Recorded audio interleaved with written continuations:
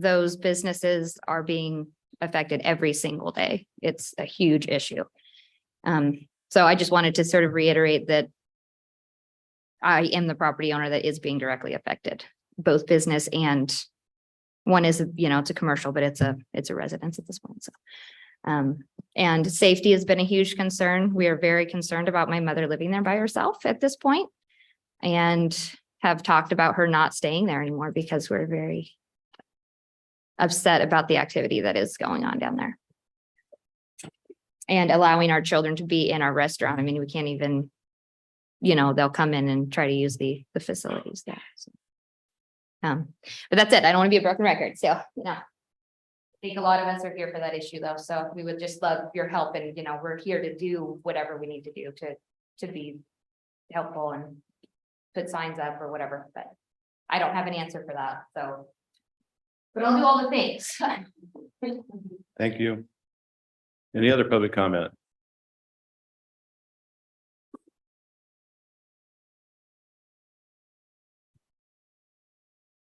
Hello, board. My name is Michael Bay. I'm a member of San Andres. About 18 months ago, I took it upon myself to start doing morning walks. And in the last 18 months, the reason why you don't see much trash in this town is because I have an intimate knowledge of walking every street. Did it this morning. I usually pick up about 3 bags.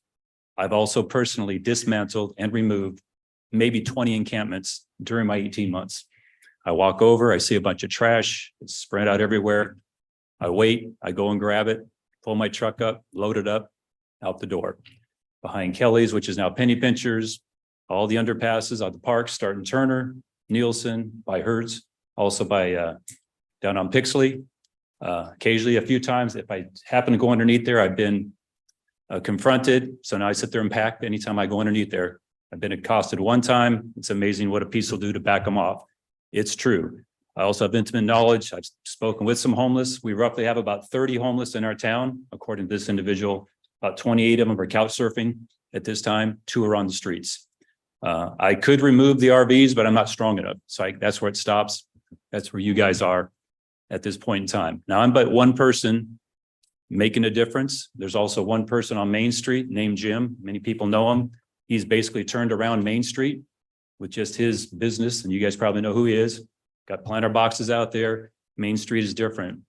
On the corner where that park is next to Foley's, it's now got a drinking fountain on there that hasn't been there in God knows how long. Both Jim and myself did that. We didn't come to the board. We didn't go to the county. We just said, go get the piece. Matt hooked us up with the plumber and we got it done in about an hour and a half. Now there's a drinking fountain. There's a guy that came up and says, I haven't seen that drinking fountain work since I was a kid. All right. So we're not going to wait around. There's one individual that's down in Nielsen Park, one person doing the work, no one else. All right. So it shows the resolve that we have on this side of the table. We're looking for help on that side of the table.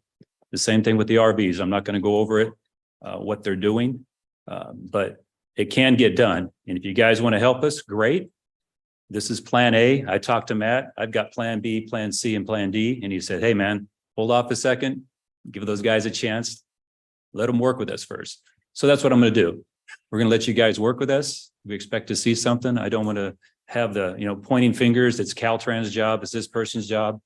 There was one time there was a dryer that sat down next to the VFW, next to BT Fitness for 3 months, just sat there on the street.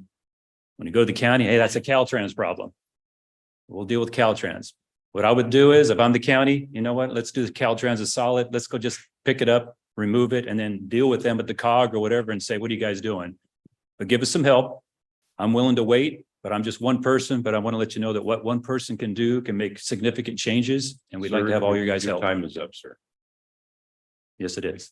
Thank you for pointing that out. Thank you. I would like to say one thing.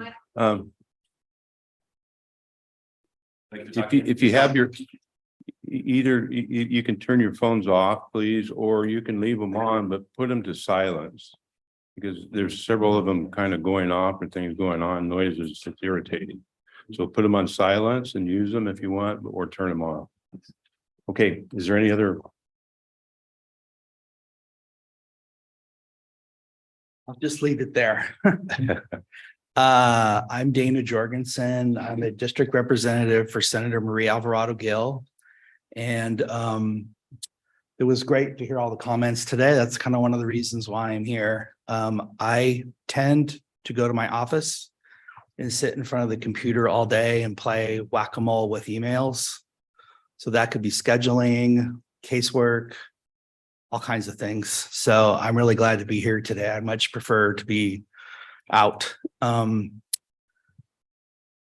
I just wanted to greet Miss Hitchcock. I haven't met you yet, and I'm glad that you're here. I've heard wonderful things about you. And from our office, I wanted to offer going into next year to meet with you and the chair to just talk about some of the priorities for Calaveras County.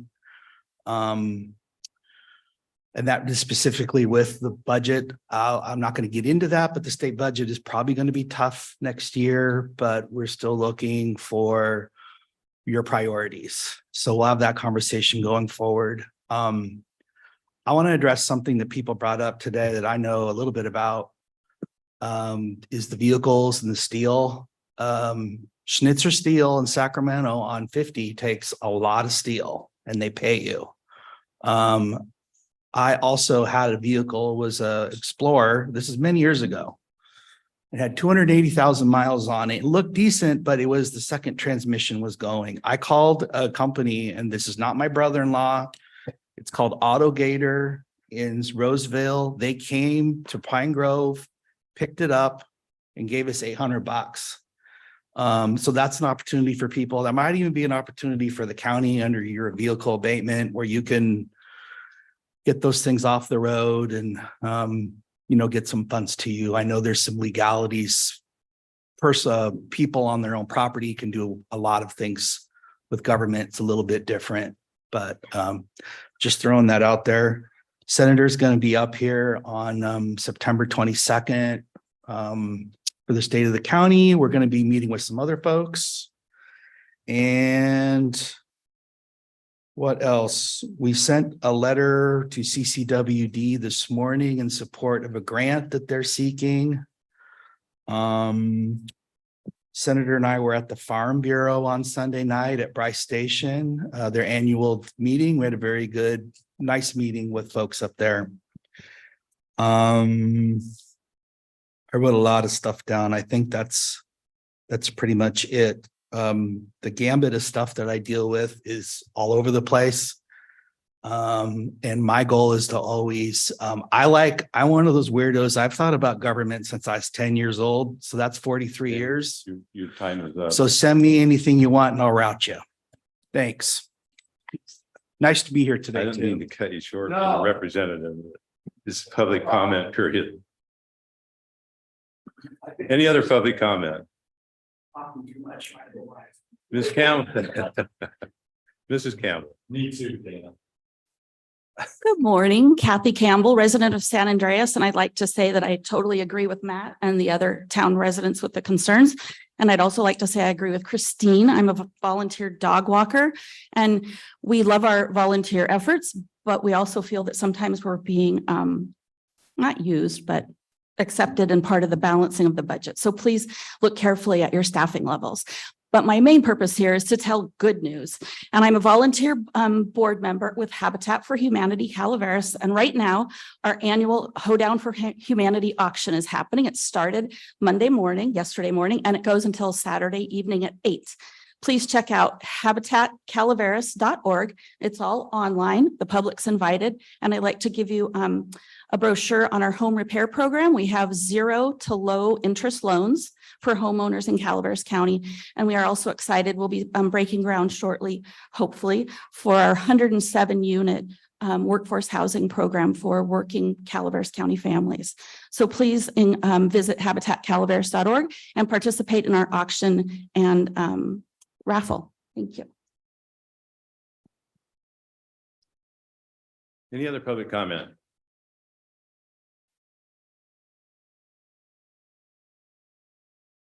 Robin, do we have anybody online? There is none online. Okay. We will close general public comment and move on to the next item on our agenda. This is the consent agenda. The consent agenda items are expected to be routine and non-controversial. They'll be acted upon by the board at one time without discussion. Any board member, staff member, or interested party may request removal of an item from the consent agenda for later discussion. Is there any board members which can pull an item? Supervisor Hubbard? Yes, Chair Toffenelli, I don't wish to pull the item, but I would like to recuse myself from item 3. I am an employee of the Calaveras Visitors Bureau, and to avoid any perception of conflict, I will recuse myself. Okay. Any other board member wish to pull an item, make a comment? Seeing none, is there any staff member wish to pull an item? Seeing none, is there any member of the public wish to pull an item off the consent? Item 3, item 6. You'll have to come to the microphone to make that. Item 3, item 6. 3 and 6. All righty then. Item 3, please. Item 3. So we have 3 and 6.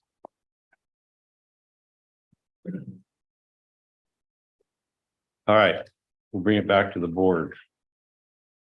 I'm open for a motion for the remainder of the consent minus 3 and 6. So moved. Motion by Supervisor Stopper, a second by Supervisor Hubbard. Madam Clerk, can we please do a roll call vote? Yes. Supervisor Stopper, Aye. Supervisor Hubbard, Aye.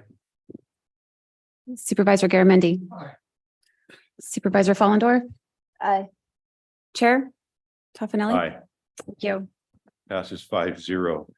Go back to item number 3. This is agreement with the Administrative Office, authorize the board to execute an agreement with the Calaveras County Visitors Bureau for tourism promotion for the period of July 1st, 2023 through June 30th, 2026. Al, you specifically pulled it first, so do you want to make comments? Yeah. Al Segala, Taxpayer Association. Just some discussion. It's what's involved with the Visitors Bureau. There's no mention of money, but I got a suspicion there's probably money involved. And so perhaps this should be a discussion item rather than a consent item. Thank you. Any other comments on this item? Item 3, yes. Good morning, Supervisors. My name is Christopher Budner. I'm formally requesting the removal and continuance of Agenda Item 3, Calaveras County Visitors Bureau Promotion Agreement from today's August 22nd, 2023 Board of Supervisors meeting. I'll be reading a series of questions as my prepared statement. Why did the Calaveras Visitors Bureau switch its legal status from a nonprofit public benefit corporation to a nonprofit mutual benefit corporation in 2021?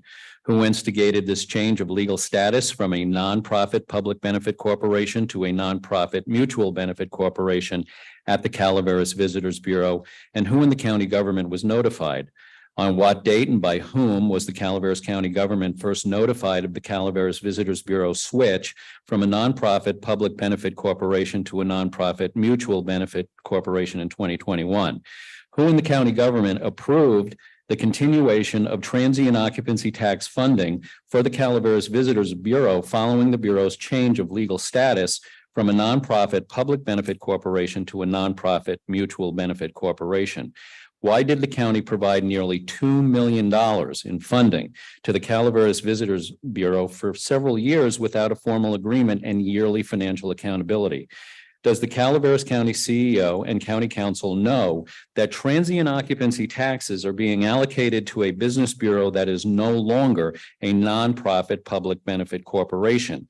Does the Calaveras County CEO and County Council know that these transient occupancy tax dollars contributed to the Calaveras Visitors Bureau now legally belong to the members of a nonprofit mutual benefit corporation?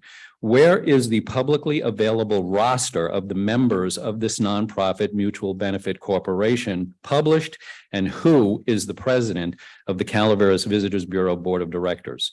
Why is the Calaveras Visitors Bureau Tourism Promotion Agreement being established between Calaveras County and a non-existent California nonprofit public benefit corporation as explicitly stated in the Tourism Promotion Agreement dated July 1st, 2023?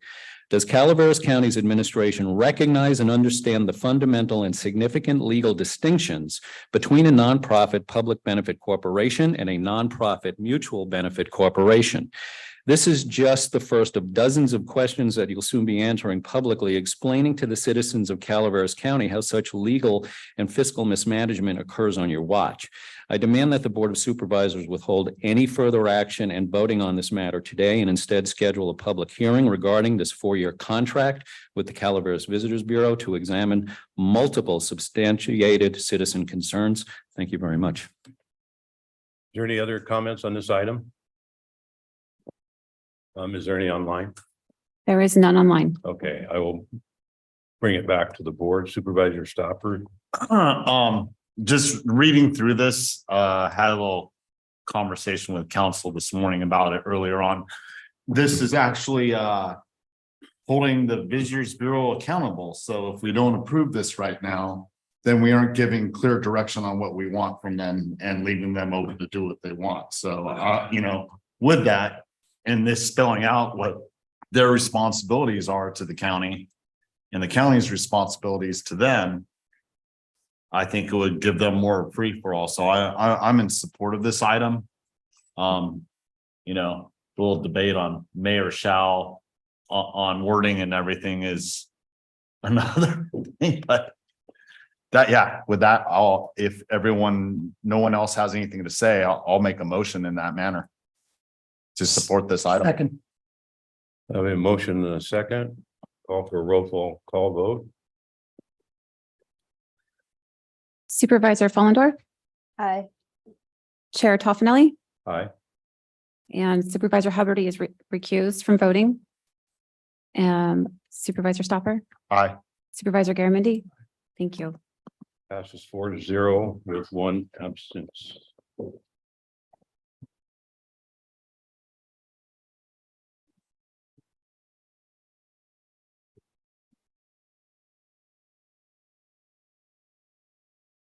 We'll move on to item number 6, which was pulled. It's agreement with behavioral health, authorize the board chair to execute amendment 01 to the agreement with Central Star Behavioral Health Incorporated for the operation of the crisis residential unit for the period of June 1st, 2021 through December 31st, 2023 in an amount not to exceed $668,000. And 2, authorize the Director of Health and Human Services Agency to make modifications to the agreement so long as they do not affect the not to exceed amount, and approvals are provided by risk management, county council, and administration. Sir, you pulled this? Oh, Al, you pulled this? Yes, thank you. We have 2 rehab centers that I know about in our county that are apparently doing pretty well. And my question on this is, can we have some discussion about this item as to how it compares with what's available for facilities to help people?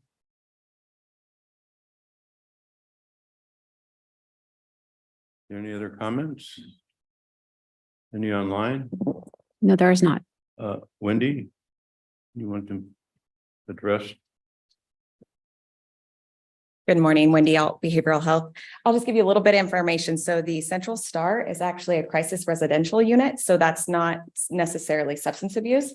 This is where an individual can go to be on a voluntary hold where they're not placed on a psychiatric hold of 5150. So this is a place where they can go and get help. And we do not have any facility like that in Calaveras County. And it doesn't come from general fund either. It's a Medi-Cal facility as well.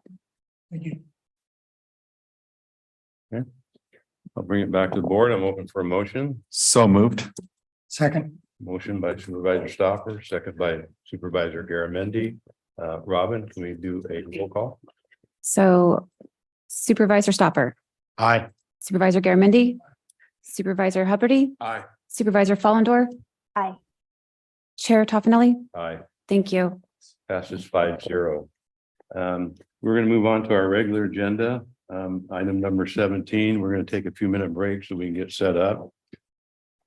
Okay, a 5-minute break.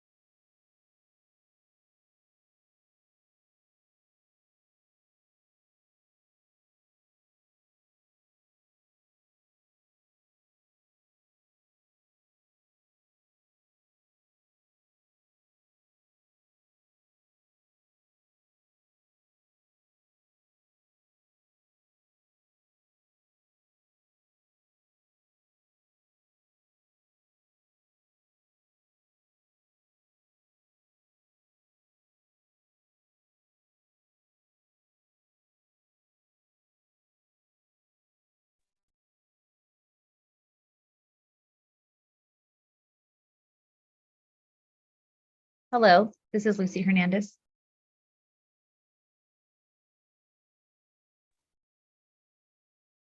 Hello, this is Stacy Johnston.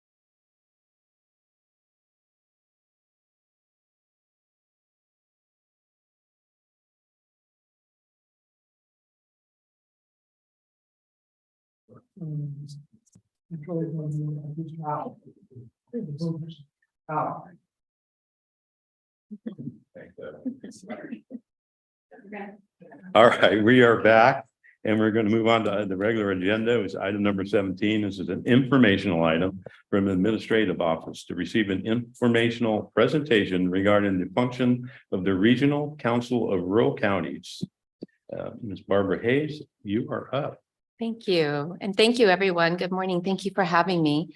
I will say I'm here to represent Rural County Representatives of California. It's an organization that's been around since the early 1970s, and Calaveras County was one of our first members. In fact, Calaveras has been a member so long that apparently you still refer to us by our prior name, the Regional Council name that appeared in your agenda.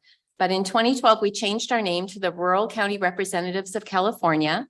We represent 40 of the state's 58 counties around issues associated with rural living in California, rural life in California. In 2012, our board of directors, which is comprised of an elected supervisor from each of our 40 member counties, and in the case of Calaveras County, Supervisor Garamendi is your representative to our governing board. We adopted a strategic plan, and you see here the component pieces, areas of focus of our strategic plan. They center in these 4 key areas, that of equitable access, impactful advocacy, healthy communities, and operational excellence. Our vision really, RCRC started as a lobbying and advocacy entity, and has expanded over the last 50 years to include not only lobbying and advocacy at the state and federal level, but also we like to think of ourselves as an innovative service provider to our counties. And we execute our service, our innovative services through what we refer to as affiliate entities. And I'm going to run through very quickly 6 of our affiliate entities, the 6 through which we execute items that you see here within the broadband strategic. I'm sorry. Boy, that just came out very naturally, didn't it? And, this is my life. Within the RCRC. PCWD to be in the meeting. So I'll start though with our mothership, which is RCRC, and this is where all of our lobbying and advocacy occurs. We have a team of phenomenal lobbying and regulatory advocates who work on behalf of our member counties. What you see here on the screen in front of you are the primary areas that we engage in. per our strategic plan, both at the state and the federal level. Many of these won't be a surprise to you. A lot of it is natural resource based. Unfortunately, due to the catastrophic wildfire situation, forest health has risen to the top of our advocacy agenda. But you can see here that the focus is really around items that are of great importance to all of our 40 member counties. And then we have a number of working groups. These are ad hoc working groups. They come up as the need arises. They're not part of our regular structure, but you can see there that the most important one, or the one of great importance right now, is a PG&E working group for reasons that I think we all know and are very familiar with. We have forged a relationship with PG&E to facilitate conversations that hopefully alleviate issues at the local level across our counties.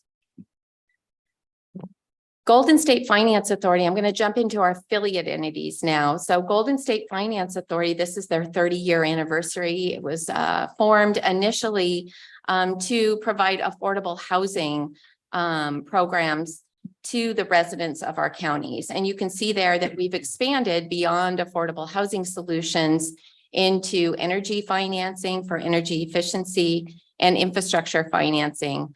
And the primary program, the one you're probably most familiar with, or hopefully will be as I leave here, is a down payment assistance program that's available to anybody across our 40 member counties. Any resident of the counties or cities therein provides forgivable down payments, seconds, if you will, that allow homeowners or allow people desirous of owning homes to purchase homes. And you can see there the statistics that since the initiation of Golden State Finance Authority, over 162 individuals have received in excess of $1.18 million in down payment assistance in Calaveras County alone.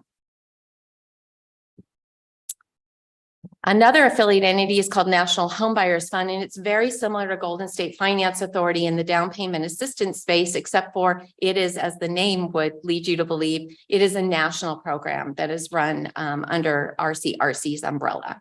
And you can see there 12 individuals have received in excess of $136,000 in down payment assistance in Calaveras County alone since the initiation of National Homebuyers Fund in 2002. This is a program that we started 2 years ago. It was actually the idea of our new CEO.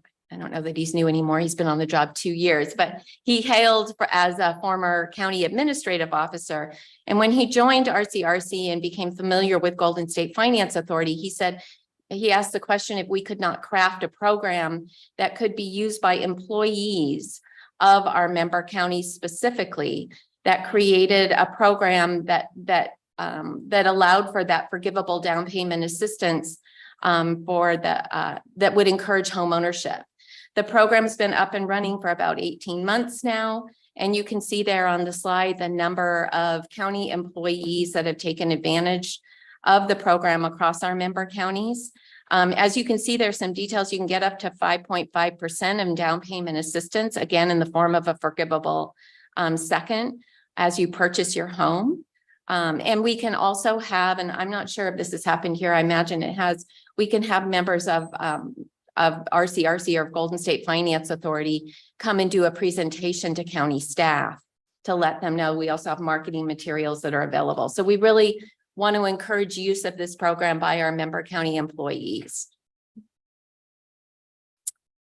Golden State Connect Authority. This is an affiliate entity that was created in December of 2021 by the RCRC Board of Directors. Its area of focus is specifically around broadband.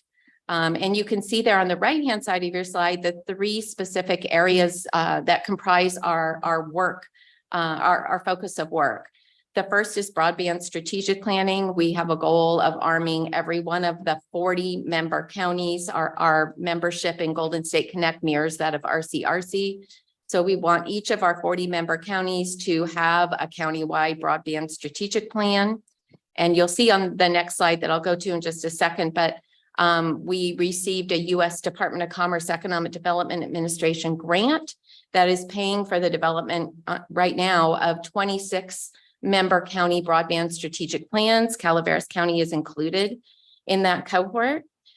We also focus on technical assistance with the goal of increasing investment across our member counties in broadband deployment. So that might either be through a mechanism under Golden State Connect Authority that we're going to talk about in just a second, or it might be arming you all with enough information about where there are gaps in service through network design, through the broadband strategic plan, where you can have a conversation with your local providers or your ISP. So it's not a one size fits all solution. We're all about just getting quality broadband to every address across our member counties.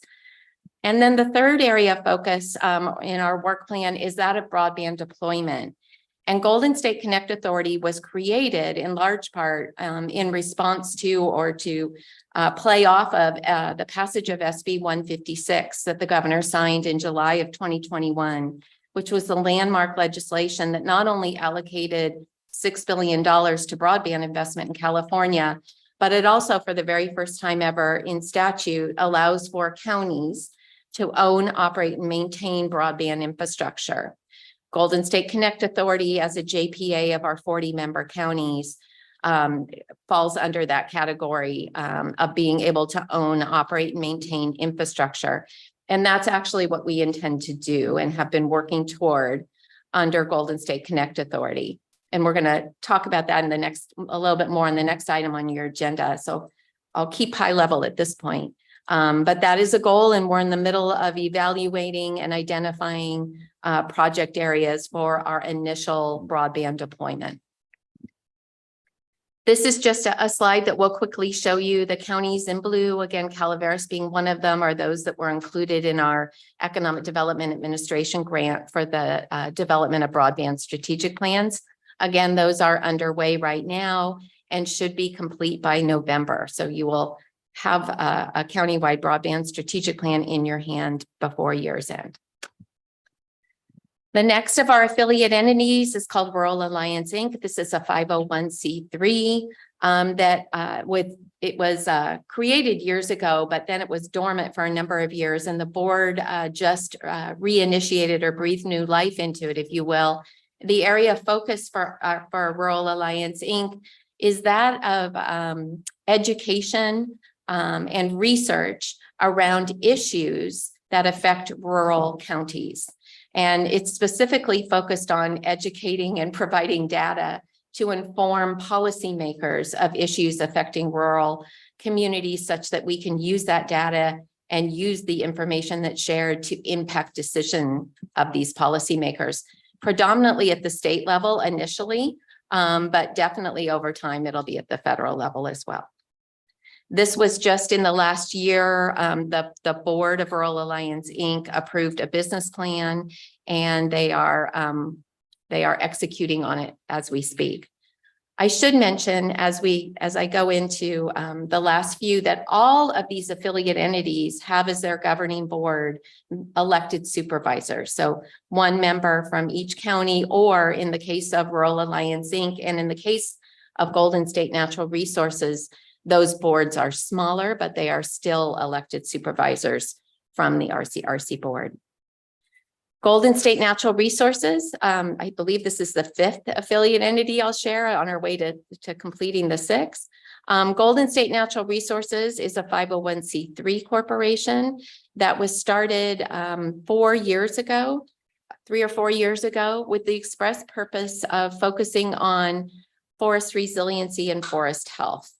Initially, I will say that the focus of Golden State Natural Resources was on removing low to no value biomass from the national forests in California and removing that material to what would be pellet mills that would be created on sites acquired by Golden State Natural Resources in Tuolumne and Lassen County, for the express purpose of using those pellets for industrial energy generation overseas for countries that are working to become more compliant with the Kyoto Accords the Paris Accords and the Kyoto Agreement. But really what has happened of late with our new leadership, and we have renewed focus now. We've moved away from the fact that Golden State Natural Resources will own and operate these facilities, and are focused more on doing what we do best, which is getting these 2 sites through CEQA and entitled, such that we can sell the sites to companies that know how to produce pellets or any other wood product from the low to no value material that is removed from the forest. So we're going to get out of the pellet making business ourselves and really tee it up, hopefully for some investors to come in, acquire the sites, and then utilize the material that's removed from the forest. The whole intent or focus now, as I mentioned earlier, is on forest resiliency and the restoration of forest health. So with our master stewardship agreement that we have for the entirety of Region 5, which is all 18 national forests in California, we will look for opportunities to provide access to the forest for those that can go in and remove material. And by that, I mean, we're going to work with the U.S. Forest Service in Region 5 to facilitate environmental work and advance environmental work that will allow for the removal of that material. And then the final affiliate entity that I want to touch on today is that of our Environmental Services Joint Powers Authority, also known as ESJPA. You can see there it was formed in 1993. Calaveras County is a member, one of the 26 member counties that participates in ESJPA. It was formed initially to assist with compliance with SB 1383, but it does provide regulatory advocacy and legislative and technical assistance around recycling, reuse, particularly with assistance on county landfills and how to operate them more efficiently. And with that, that is RCRC. So again, RCRC is the organization under which our lobbying and advocacy occurs. And then through our affiliate entities, we execute the innovative services that all benefit our member counties. Is there any board questions? No? Is there any public questions? Any member from the public? No? Online? There is none online. I do have a question myself. And I want to go back to your slide that has to do with Golden State Finance Authority, the Golden State Affordable Housing Solutions, and Affordable Energy Financing slide. Yes. That has specifically only to do with PG&E or Sacramento, what's their power company there, or solar financing for solar. Is there any talk about expanding this program to just utilities financing? We're many senior citizens now with the cost of water and sewage and other things skyrocketing, and they're on fixed income. They're trying to hold on to their homes and not lose them. And there's some things going on here in Calaveras County, but I'm sure it's all over because the state water standards are going up and that costs go up. So is there any talk at RCRC about maybe expanding that program? Yeah, the program, the energy related program that's referenced on that slide for Golden State Finance Authority actually is statewide. It's not specifically in PG&E territory. So and the program that they execute there is the PACE program, the Property Assessed Clean Energy Program. So they were very active in residential PACE for a number of years, probably close to a decade. They've moved the program away from residential to more of commercial PACE. It is statewide though, and they work primarily through the companies that do the installs that are the first line of marketing to corporations and historically residents. to provide the PACE financing. So do you think there's a possibility that at least at one of the RCRC meetings, the regular meetings, that maybe this can be brought up? Because it is becoming a big problem. And I don't want to see more people out on the street because they can't meet their needs financially. And they need assistance. I'd rather give them assistance because they need it and then push them out on the street because they can't afford it. So.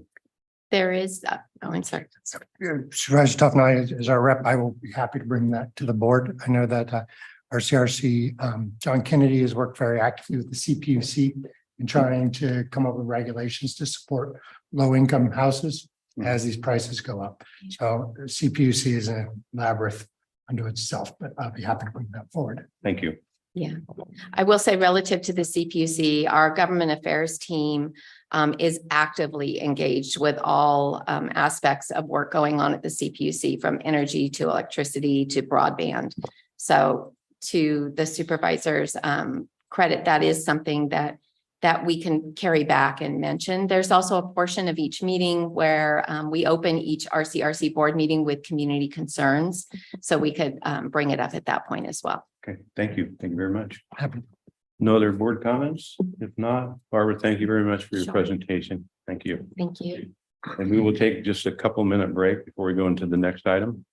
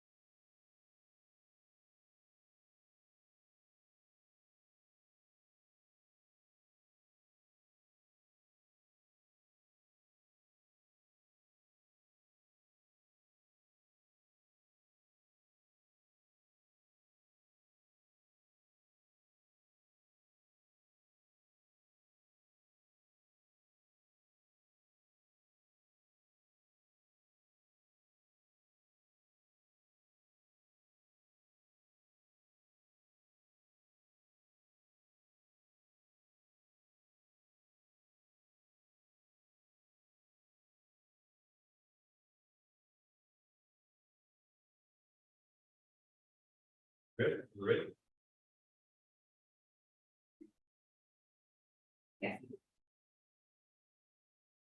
we are back. We're here for item number 18 is an agreement with economic and community development.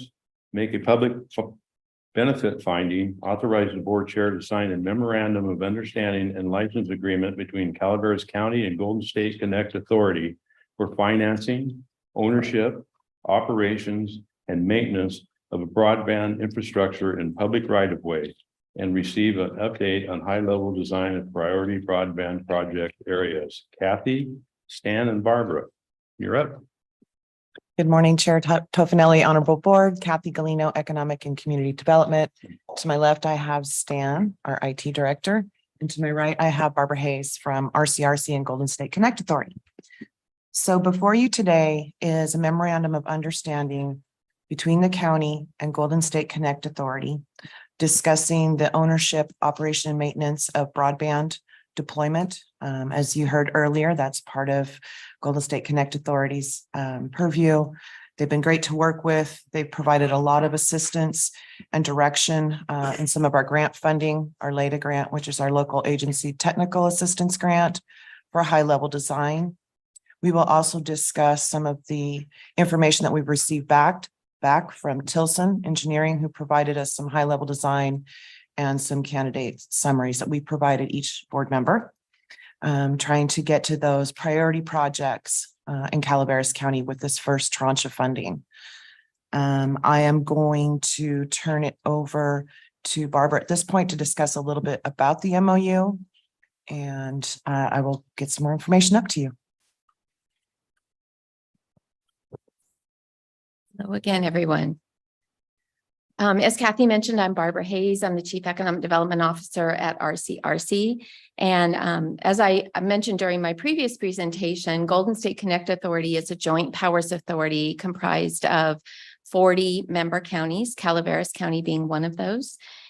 Golden State Connect Authority was established in December of 2021 around a program of work that includes executing broadband strategic plans for all of our counties, providing technical assistance, and ultimately resulting in the deployment of broadband infrastructure across our member counties. And before I touch on the MOU, I just want to talk for a moment about what that infrastructure looks like. Golden State Connect Authority as a JPA is a form of government, so will be a municipal project. The model that we are employing is that of an open access last mile broadband network. And what that means is that Golden State Connect Authority will finance, construct, own, operate, and maintain the infrastructure and invite providers onto the network. Golden State Connect Authority itself will not be a provider. It will invite providers onto the network to compete for customers and offer different packages at different price points, packages being speeds at different price points in a competitive environment. We are focused on fiber deployment because we believe this is the most future-proof, or it's not just that we believe, it is the most future-proof of network infrastructure. So our focus is on fiber last mile being the delivery of service to the address. This will be service fiber deployment in an open access model that will go directly to the address to the customer. So with that, by way of background, as Golden State Connect Authority was established, our focus has always been on the deployment of this model of infrastructure. It's not anything that we created on our own. If you go outside of California, the open access municipal last mile broadband infrastructure is something that's much more common in other states than it is here in California. And in fact, our partner in this endeavor is Utopia Fiber, which at present is the largest open access municipal broadband network administrator in the United States. And I say at present because we will probably very quickly surpass Utopia in size and scope delivery of service here in California. We are working very closely with the CPUC on the launch of this effort and have been working with them for the better part of the last 3 years on teeing this project up. We are also working very closely with, as Kathy mentioned, with Tilson Technology, who is the engineering firm that we used to develop the conceptual and high-level design and financial feasibility that is underpinning the decision-making process as we go into identifying potential project areas for this initial phase of our endeavor. I want to just stop for a moment and focus on that first before we get into much more discussion, that this is in fact the first of what will be probably over the ensuing decades, the first application for funds that we are going after. And that's the item that we're talking about today, which is the identification of project areas by which Golden State Connect Authority can and will apply for federal fund account / last mile grant dollars from the CPUC to augment the base financing that we will use to develop these project areas to deploy this infrastructure. We are assisted, just to bring you a little bit of comfort, we are assisted by an external finance team that's comprised of underwriters, financial advisors, and Utopia Fiber that have done this for decades. This being the deployment or the issuance of bonds for the deployment of broadband infrastructure. So we are not going into this doughy-eyed in any way. We are going in eyes wide open with experts by our side. With that, let me back up to the item that we have here today. With that as context, is that Calaveras County did receive a local agency technical assistance award in the amount of $500,000, and that was, I believe, last fall. At that time, Calaveras County entered an MOU with Golden State Connect Authority, by which we then took on the contract management and grant administration aspect of that grant on your behalf. We turned around and contracted on behalf of not only Calaveras County, but 38 other jurisdictions, 32 of which are counties and 7 in total cities, for actually a total of 39 grants under LADA that we are managing. This is all feasible because of these LADA grants and because of the expertise of the engineering firm that we have engaged with, which is Tilson Technology. And then, as I describe it, the engineering fiduciary role that Utopia Fiber is playing alongside Tilson Technology to be our eyes and ears. I am not an engineer, so Utopia Fiber is our engineering partner in this to oversee the work and quality check the work that's been done. We, under the LADA grant, there was a base level of work that was done called conceptual design. It was a design, not the design, we like to say, where fiber was designed to every address across Calaveras County, unincorporated, because that was what the grant called for. This is the basis of network design. We then spoke with a team from the county during our conceptual level briefing. The data drove us to the unserved addresses, and then the local team, the county team here, provided insight on areas where the data may not be actually telling the real story. And this is well known for broadband data. It's not anything that's unique to Calaveras County. The data is flawed in large part. So the county provided a little bit of insight that resulted in a high-level design that you saw in your packet. Where we are now is a Golden State Connect Authority, together with our partner awardees, in this case, Calaveras County, is using the data that came out of the high-level design done by Tilson, overseen by Utopia Fiber, to evaluate project areas against the federal fund account last mile grant program. So we have to match our request with the priorities for the CPUC's program. So we've done an evaluation and there has been a team from the county that includes your CAO, your deputy CAO, the folks sitting here at the table with me, Supervisor Garamendi as chair of Golden State Connect Authority has been involved, whereby we evaluated and received input from the local team as to what areas were priority. And we'll talk a little bit more about that. The next step in the process, once those priority project areas have been determined and approved by Golden State Connect Authority, and by that I mean not Barbara Hayes as I sit here today, but really upon advisement of our financial partners and Utopia Fiber, who are helping us in the decision against the backdrop again of the program requirements for federal fund account last mile. We will apply for, I'm going to stop calling it federal fund account and shorthand it for you, the FFA account. We will apply on behalf of project areas, if this board approves it, on behalf of Calaveras County for projects that we will then undertake, we being Golden State Connect Authority will undertake to build that open access last mile network. Once we apply and hopefully receive that award, we will execute, if it hasn't already been done at that point, we will execute an MOU with Calaveras County before anything happens. And this is the MOU that's before you in this packet. It's meant to, and this is, I am not a lawyer, so I say that, but it's meant to really delineate what the expectations are of Golden State Connect Authority and what the expectations are of, in this case, the County of Calaveras. And really, from a program point of view, the components in the MOU that are of greatest importance to us are really three items, none of them monetary, that we will need in partnership with Calaveras County. And that is your assistance in identifying public real estate on which we can locate huts.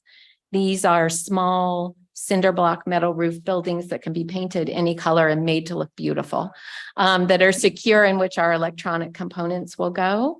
And the second item is a single point of contact that you all identify that will help us with expedited permitting as we build around Calaveras County. And then the third and final is really just to be our eyes and ears on the ground as we complete the design for this network, as we move into low-level design from the high-level design analysis that you've seen, go to low-level design to really provide that input on, don't go down that road, there's an abandoned rail track, or a wetland that is only on maps, or only appears in the winter. That kind of intelligence from the local level will be of great importance to us. Other than that, Golden State Connect Authority, as I previously mentioned, will finance, construct, own, operate, and maintain this infrastructure on behalf of our member counties in which we have deployed the infrastructure. That was long, Stan. That was teed up with Barbara. We'll talk about the MOU, but there you, there's the background for you. When we're going further, are there any questions that are? Stan, you please speak into the mic. I'm trying to. Sorry. There you go. Is it on now? Okay. Before we go any further, are there questions that the board may have that are specific to what Barbara just covered on the MOU? I do have a couple of questions, and I'm not sure if you have the information here available. That when I met with Kathy and Stan, we had some maps. Right. Yeah, are those maps available now that we can put up there and ask questions about? They are. They They are. are. Can we put them up there to show exactly what areas we're talking about and the public can see? Part of your presentation. Yes. Oh, that's part So- of your presentation? Well, that's okay. We can, Oh, it will flow into it. Okay. Well, if it's part of your Are there- presentation, then. Are there other questions on the MOU? I would like to ask one, Jared. The Screen Actors Guild is out on strike and has been out on strike for quite a while. And when the last time that they did their agreement, they had no idea that AI would become an issue that they would even have to deal with, and it's become an issue. My question, and I'm not a lawyer either, Barbara, but I would love to know, going forward, I mean, is wireless going to be the next? It's 5 years. Is this all going to change? And does this MOU limit us? Because I always get nervous when we sign things in perpetuity. And does that license, will that license affect anything that comes down the road 5 years from now? As far as technology changes? I personally use Starlink, where I used to get 10 download, I get 170 now, and my upload's 4. Is the future wireless? Well, wireless needs fiber to operate. So let's keep that in mind. The backhaul requires a robust fiber infrastructure, especially as more Starlink customers come on and more fixed wireless comes on board. So our, what we say at Golden State Connect Authority is our focus is on fiber first, because fiber is not going to be able to go everywhere, just geographically and from a geological point of view across the rural areas of California. So wireless is a part of our plan. We will build the fiber infrastructure and get it to the addresses that are most feasible for fiber. But there's, the house that's 5 miles down a dirt road on a hill will probably be a Starlink.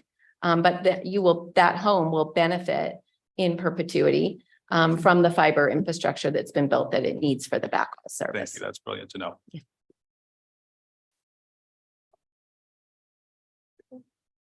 You're up, Stan. Okay. And Kathy. So should we start with the spreadsheet first and, well, leave what we've got here. So the Tilson engineering team had developed a list of 46 potential high-level design areas. Those areas show up on the map that you see on the screen.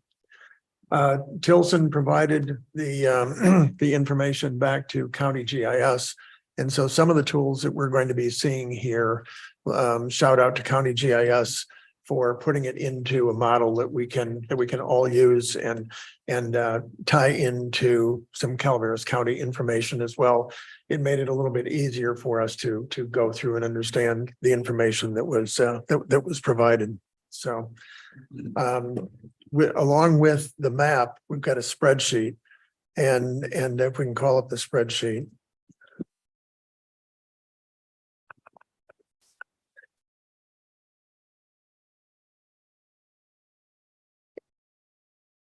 Coming up, okay.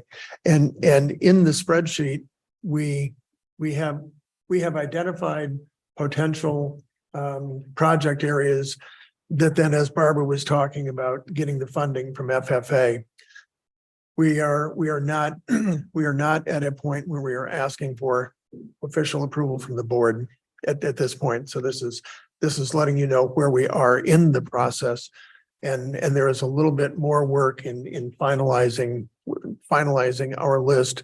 We are the initial list will be working within the approved FFA funding of $30.8 million is our max for the county. So we are coming up with project areas that can be developed within that $30.8 million. So each row has some of that financial information for each of the 46 projects. And we have identified projects within several geographical areas within the county. And so the information is showing up here on the spreadsheet as far as the underserved, the unserved within each, along with the number of households that are within each area. So this is the background, some of the background from which then we built the map that Chair Tofinelli was talking about. So can we go? Do we want to talk about the table? Does anybody have questions on the table and kind of what the numbers mean? Just to make sure that. So some of the key information, the passing units, that's the number of households that are there. And then there's the CPUC unserved. And when the grants are submitted, some of the key information has to do with well, how many unserved are we supporting? So that will show up in the grants that Barbara's team is working on. Can I just mention just for a moment, the 30.8 million that's been allocated to projects in Calaveras County originated with the passage of SB 156. 2 billion was allocated for last mile grant program. That 2 billion was divvied up based on unserved addresses across each county in California, and that includes all the cities they're in. So the 30.8 million that was allocated for Calaveras County is not allocated to the county itself. It's allocated to projects that deliver fiber service to those unserved addresses. And eligible applicants for this money include ISPs, service providers, and network administrators, Golden State Connect Authority, and then telecom related nonprofits. So because Calaveras County is a member of Golden State Connect Authority, we are looking for direction from you all on what areas you would like us to focus on to apply for across Calaveras County for the deployment of broadband infrastructure. And Barbara, you may want to talk a little bit more about kind of what the criteria is that we need to really work in our underserved communities. Yeah, so that, as Dan mentioned, that CPUC unserved column is an important one. And then some of the other requirements that we look for that you won't see on this sheet have to do with, we are looking for projects that align with the state open access middle mile project as it goes through Calaveras County.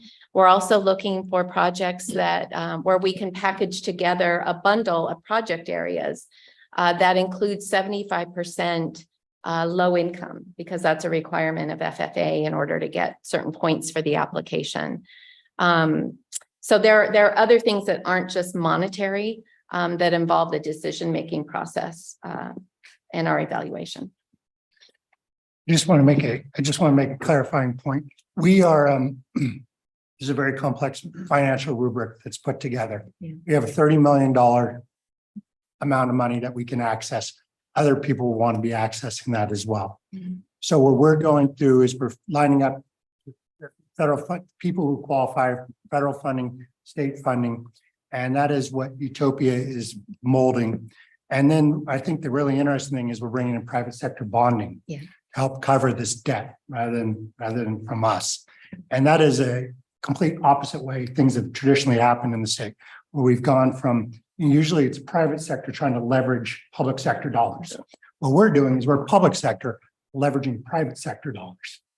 And so we turned it around upside down. And I think, and so when you look at this, they've got to make a business decision on what the private banks will help fund.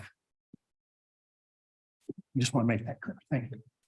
And if I could just add a little bit of intel about the far right columns there that show up in red. So Tilson, as part of their high level design work, did all of the analysis that gets us through the cost per subscriber column, or all of those columns that appear on this spreadsheet in black.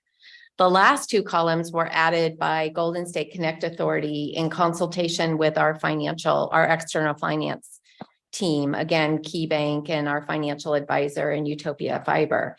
And what that shows is, to Supervisor Garamendi's point, is the foundation of each of our project areas. The financial stack at the foundation of each project area will be the issuance of bonds, tax exempt bonds that Golden State Connect Authority will issue that will be purchased by private investors. And then what you see there in the far right column, and it's labeled poly shortfall, forgive our shorthand, is the amount of the delta between that which is financeable for that specific project area or that polygon, that row, and what is needed to build that entire project area.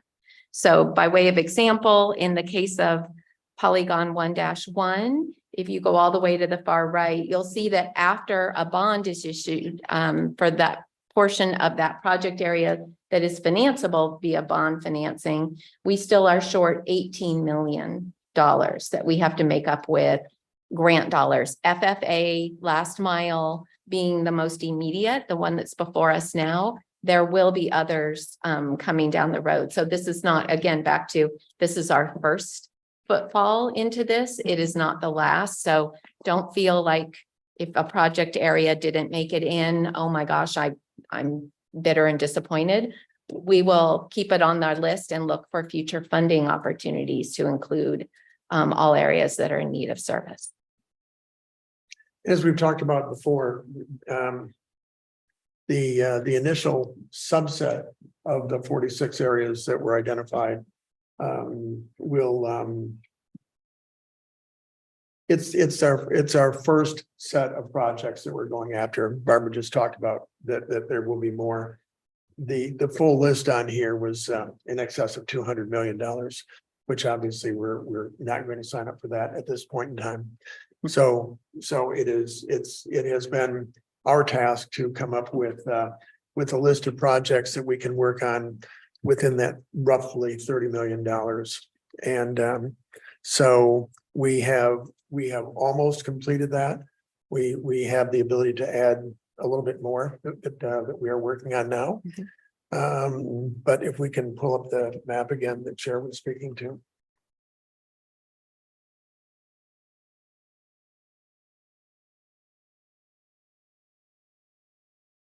Now the next time that we are showing each of the members of the board, this will be enhanced a little bit more so that it's easier to pull up the individual areas that we are looking at.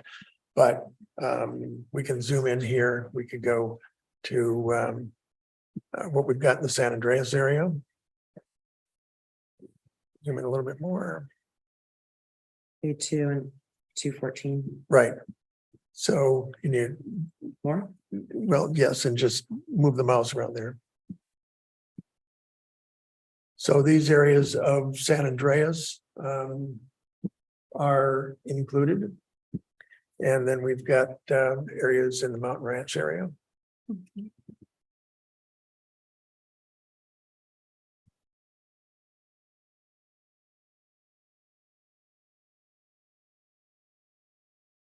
As you're clicking around, if I could just point out that the blue lines on the map indicate the state middle mile infrastructure. So at all times, we want to at least start a project immediately adjoining the state middle mile. And on that, the state middle mile, the last time that we were in front of the board, we talked about the state having a 10,000 mile project for middle mile throughout the state. The state has come back in about the last month and spoken about the high rate of inflation for the costs for everything that goes into building out the middle mile. And the state is going to be cutting back that 10,000 miles to about 8,300 miles in the first phase.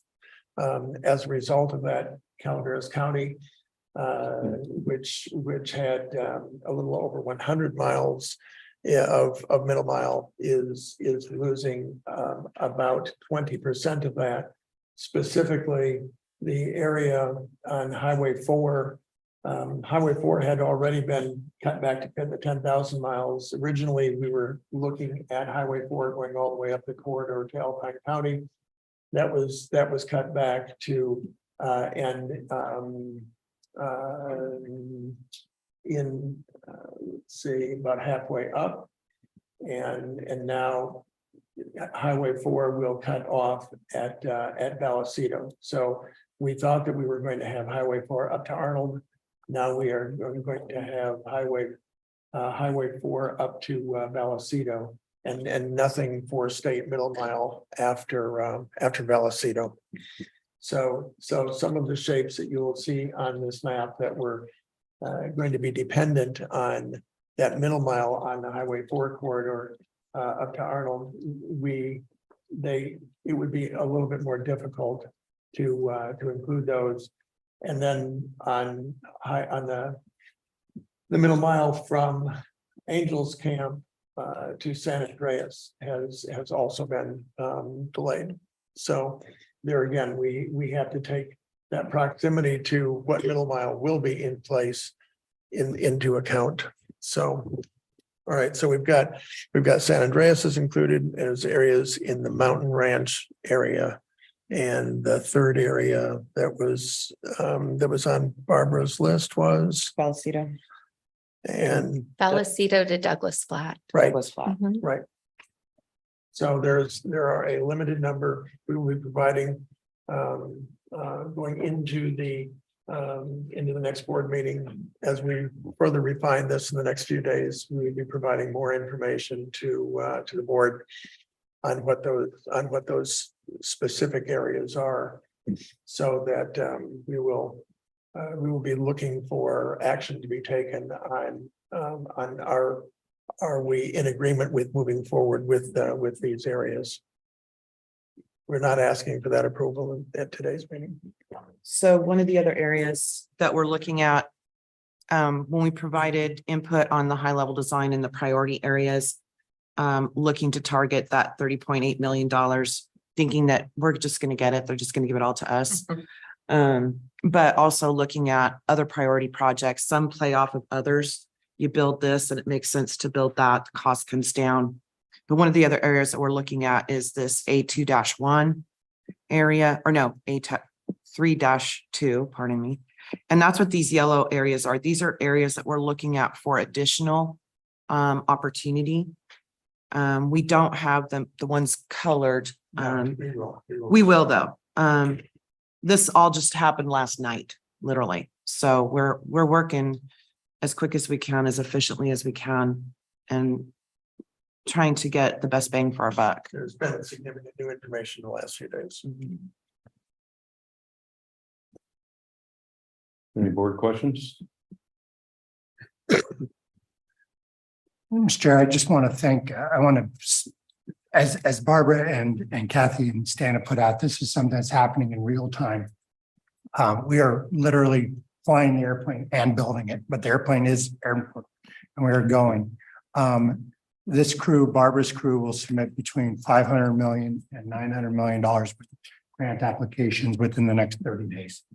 So I want to thank you for taking the time to come up today. Since you've got 39 other hungry counties and cities looking at this, I want to give a special thanks to Kathy and Stan, who have just been, I don't know, Stan, we all know his enthusiasm, and he just threw his shoulder to the wheel.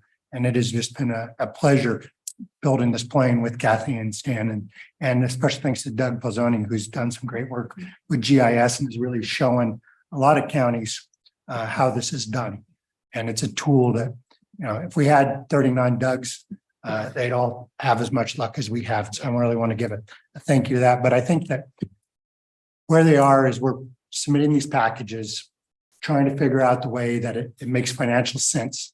It's got to not only pass the political filters that we provide, the technical filters that Utopia provides, but also the real market data that comes from our financing team, from the banks. If we put together a project that they can't sell, the project will fail. And so we have private markets looking at what we're doing and judging us. And it's looking good because I think we're going through all the steps. But this is exciting. As you all know, I'm not the biggest fan of internet, and been sending my first TikTok video I've ever seen this morning, if you want to see how far behind I am. But I also don't know how to fly an airplane, but we know how to build airports and we know how to build septic lines and roads. So this is actually falling, I think, very closely to what some of our county's core competencies are, building infrastructure. And this has been a great ride. And 2 years, 20 million, 3 years, we'll be at $500 million. So it's growing exponentially. But thank you all very much. Thank you. I would like to come back to thank you, to a comment on the MOU, and Barbara spoke a little bit about this, but I want to make sure that we all understand that the work that's in the MOU, that comes into play after we get the funding.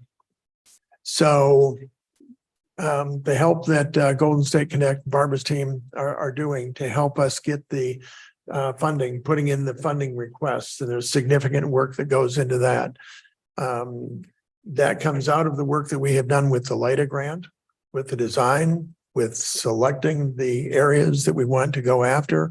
with the work that Barbara's team is doing, put in the FFA grants and get the funding. It's not until we get the funding that all of the work that's in the MOU really kicks in for getting the shovels in the ground and doing the construction and the rollout and so on. I wanted to emphasize that and then talk a little bit about what we will be coming back at the next board meeting and talking about in terms of having a representative for the county that can be that individual that can be working with Golden State. When Golden State has questions and they say, we really need to get direction, get answers and so on in a short time period, then we'll be talking to you about that at the next board meeting on what our ideas are in terms of how we can have that primary representative, not single, that primary representative to be working with Golden State. So we'll be coming back to you with more on that. Supervisor Stopper? Thank you. Moving forward, Barbara brought up a point, and Mr. Garamendi also brought it up is, finding places where it's going to be successful so that investors are willing to, or, outside entities are willing to put forward and the buck to make it successful. We're still on the point of that the first 30 million is were the easiest, most let's say the planning on the easiest way to be able to serve the most people that we can successfully do it so that in the future that we can continue to show that we have a map and in Calaveras County is going forward and implementing these dollars to the best of our ability. So more grants coming down the pike are more successful. And that's still our first priority with this first 30 million, correct? That is correct. Looking for those wins that we can do with that initial investment. And then, so I just want to thank you and Kathy. You've done a phenomenal amount of work here. And I hear you about once we get into this, it's going to take somebody that's pretty much on point with just this one thing in the future. And that will come with the first grants coming down the pike. And working with Barbara and just everything you've done with RCRC, Barbara, and everything going to this point. I mean, Jack's kept me up to date. You've moved mountains, and we appreciate all the work you're doing, and we're more than pleased to have you working with us. Thank you. So good work, all of you. Thank you. Any other board comments? Seeing none, I'll open up to the public. Is there any public comments on this item? Is there any online? There is none. Seeing none, we'll close public comments. And I want to thank Kathy and Stan too, and Barbara for all the efforts you guys have been doing on this. We met some of the questions I had at the time of that meeting have been answered in the MOU. So I want to thank you guys for all your work and your effort on this. And going forward, the next presentation, I have some other comments that I'm going to hold off till then because we need funding first. As you say, so all this could be talked. It's all great and the maps are fine, but without funding, it stays on there, just a map. And so, I will, and some of the comments I think I had during the time we had met. So, but other than that, I will call for a motion. Mr. Chair, as to your point, as the nuns at St. Thomas Aquinas would say, and I can confirm this, no margin, no mission. We have to make this be a good financial project. And with that, I'd like to make a motion to approve. A motion by Supervisor Garamendi. Do I have a second? Second. Second by Supervisor Stopper. Robin, can we please do a roll call vote? Supervisor Garamendi. Aye. Supervisor Stopper. Aye. Supervisor Hubbard. Aye. Supervisor Follendor. Aye. Chair Toffenelli. Aye. Thank you. Passes 5-0. Thank you guys so much. Thank you so much. Thank you. Thank you. All right, we will take a 5-minute break.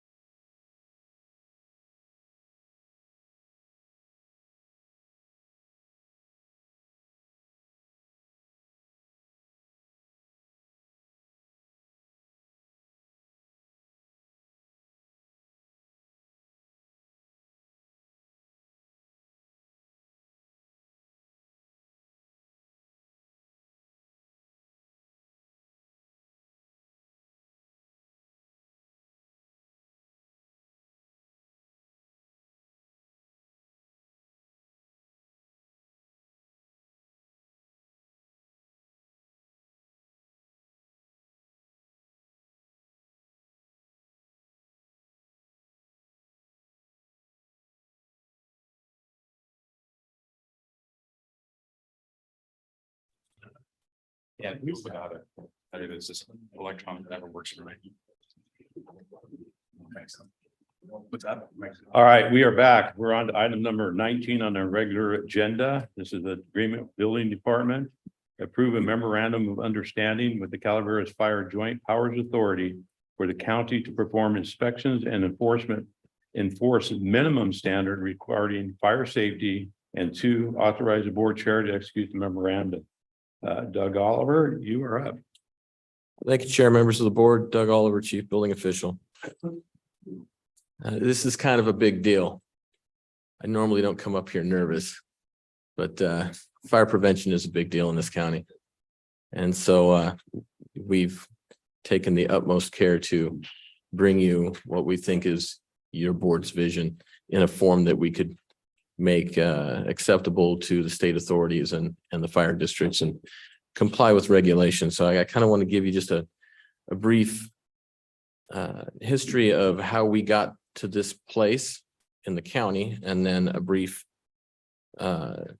discussion about the memorandum itself and what it means, and then briefly let our new fire marshal come up and explain what program we have for you should you sign this, and how we're going to conduct business in the county. It does mean a lot to me because I understand fully that building departments come from fire departments. The original building codes developed in the 1920s were not enforced by a building department. There was no such thing. It was the fire chief or the fire marshal of the jurisdiction that performed these inspections for minimum safety in the built environment. My father grew up in a building that was inspected by the local fire marshal prior to them plastering the walls, and his job card that he signed is still in those walls to that day. So this goes way back. But we'll see as we get into this. There's some history and some tradition, and it's an excellent opportunity to identify, based on that history, how we negotiate this process. So December 6th, your board adopted a strategic plan, and contained in that plan was direction for the building department to establish a joint powers authority or memorandum of understanding between the fire districts, enhancing collaboration and efficiencies for building and planning activities. So once that was adopted, we set to work understanding what the codes are, what the connecting elements are, and we started working with the fire districts on what are the needs in the community, and we found that there was a greater opportunity there.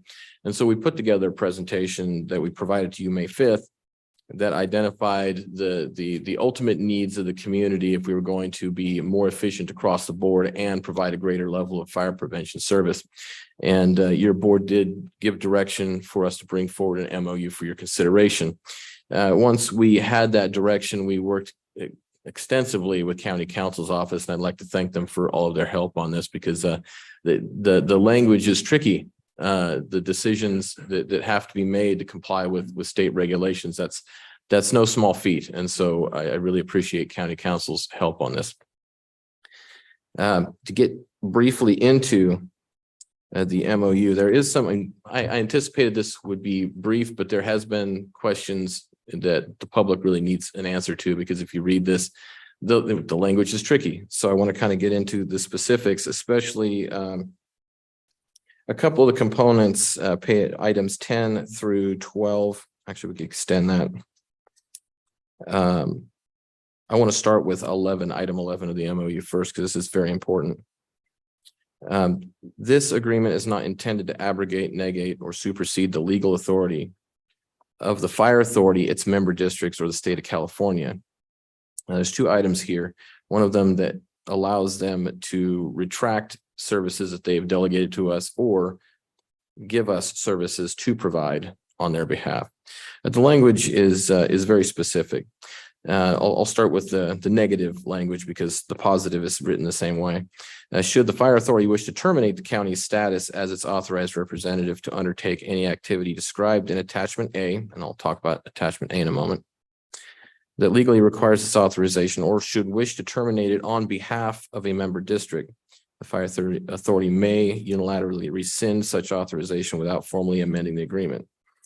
The language there is based on state law. and the state law that I have a copy of here very clearly identifies that the responsibility of panic and fire safety enforcement is the fire chief or the state of California. And there's only very limited areas where the building officials mentioned it. I'd like to read that to you very briefly here. And this is section 13146 of California Health and Safety Code. The responsibility of the enforcement of building standards adopted by the state fire marshal and published in California Building Standards Code related to fire and panic safety or other regulations of the state fire marshal shall be as follows.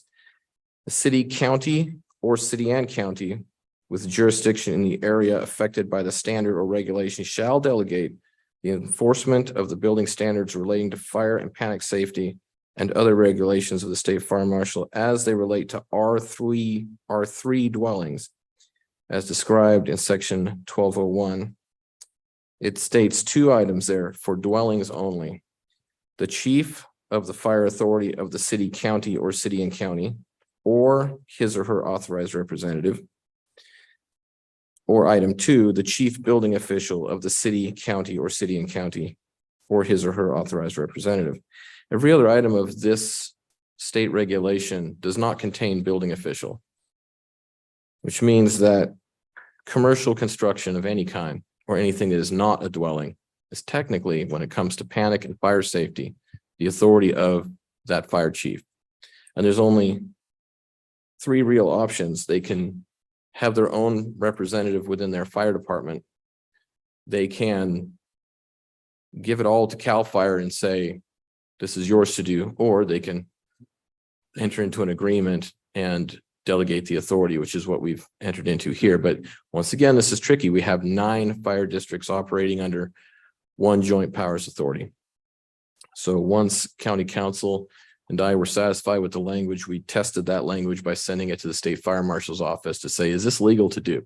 Because a lot of jurisdictions have attempted to do things in the past that were similar, albeit with less fire districts to negotiate with varying degrees of success. State fire marshal's response essentially was, it is legal for a fire districts to enter into a joint powers agreement under an MOU. It is also legal for a joint powers authority to enter into an MOU with outside agencies. They did also add, hey, take our name off of that abrogate or negate language because we're not part of the contract. Okay, so I was trying to be careful and say, in no way does the county wish to take the responsibility of the fire chief or CAL FIRE. And CAL FIRE said, the language is good. That's not our contract. Well, thank you very much, State Fire Marshal's office, because that made it very clear to us that we were on the right track. But if you read this language another manner, it could indicate that at any time a fire district alone, acting on its own, could contact the county and say, we don't want you doing that particular item. That's not really how it's worded. It is saying that the JPA would have to act on behalf of the member agency, which follows the appropriate legal chain of command. The fire districts communicate together and collaborate with the JPA. The JPA is one voice for them in communicating with the county.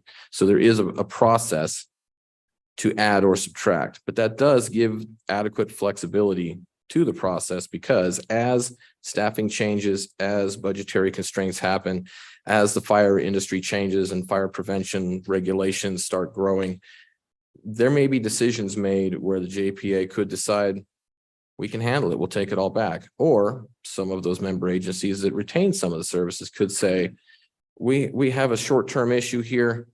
We'd like for you to provide those services. And the way this is constructed is to allow the JPA to recognize an issue and respond to it, and then give us the appropriate direction. Okay, so in no way has the district attempted to directly from their districts. This has all been collaborative, and some of the features in here we have been doing as a matter of building department process legally. We're just codifying it now. Okay, so there are current processes. For instance, the code modification process that where you can ask for variances in item 12. it does state that the fire authority shall retain the sole authority to grant or deny such modifications of a variance. We already do that. We streamlined it by making the process such that if they need any relief from a fire code, they fill out a form in our department. They give us the necessary documentation and say, we'd like to try this because it's different and it'll fit here. We review it, we contact the fire district and we say, okay, this is a request to your district fire chief. Here's what it says in the code.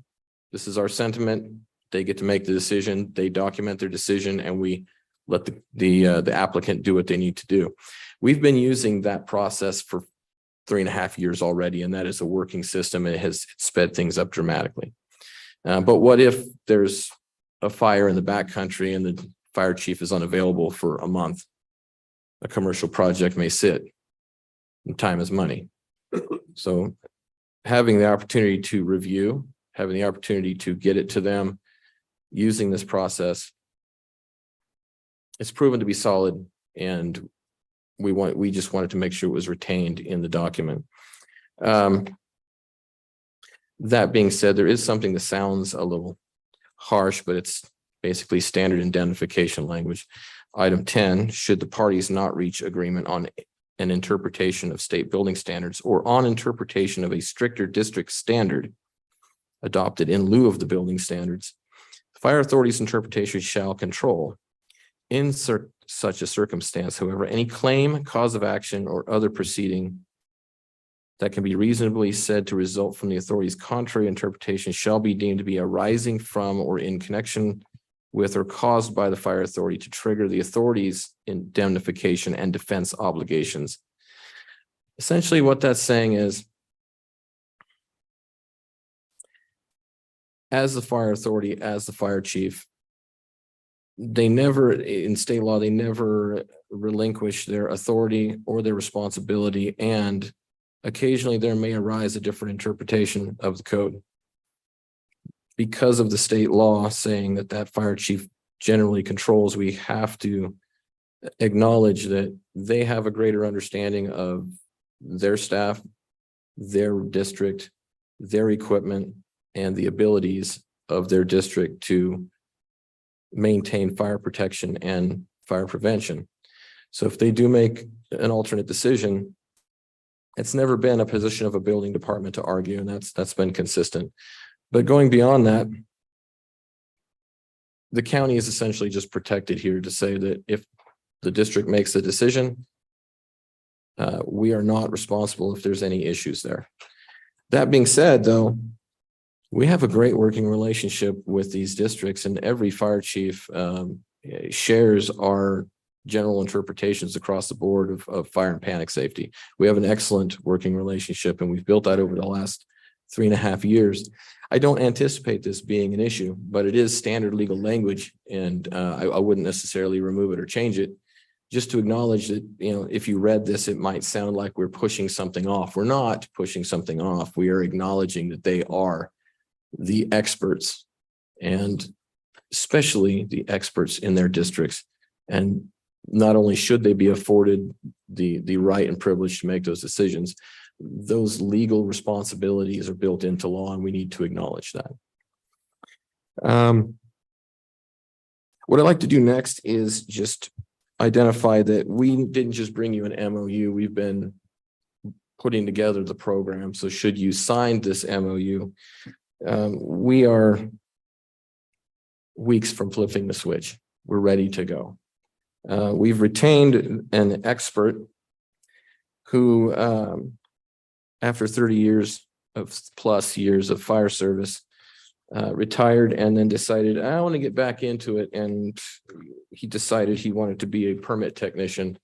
And when I interviewed him, I realized, I got something far better for you. I'm not a fireman. It would be foolish for me to try and entertain this program without having someone with this man's experience. John Parks is a 30-year career in fire service. He retired at the rank of captain, senior fire inspector, and arson investigator for the city of Palo Alto. He has 13 years in fire prevention. He has a state Senate recognition for response to the World Trade Center disaster, commendation founder of the Milpitas Community Fire Aid Program, which has been operating for 33 years. He's been instrumental in building the program that we envision that you want for this community. And what I'd like to do is give him an opportunity to explain what we've built so far for you and give you a sense of what will happen next should you sign on the line and we flip that switch. You have a moment?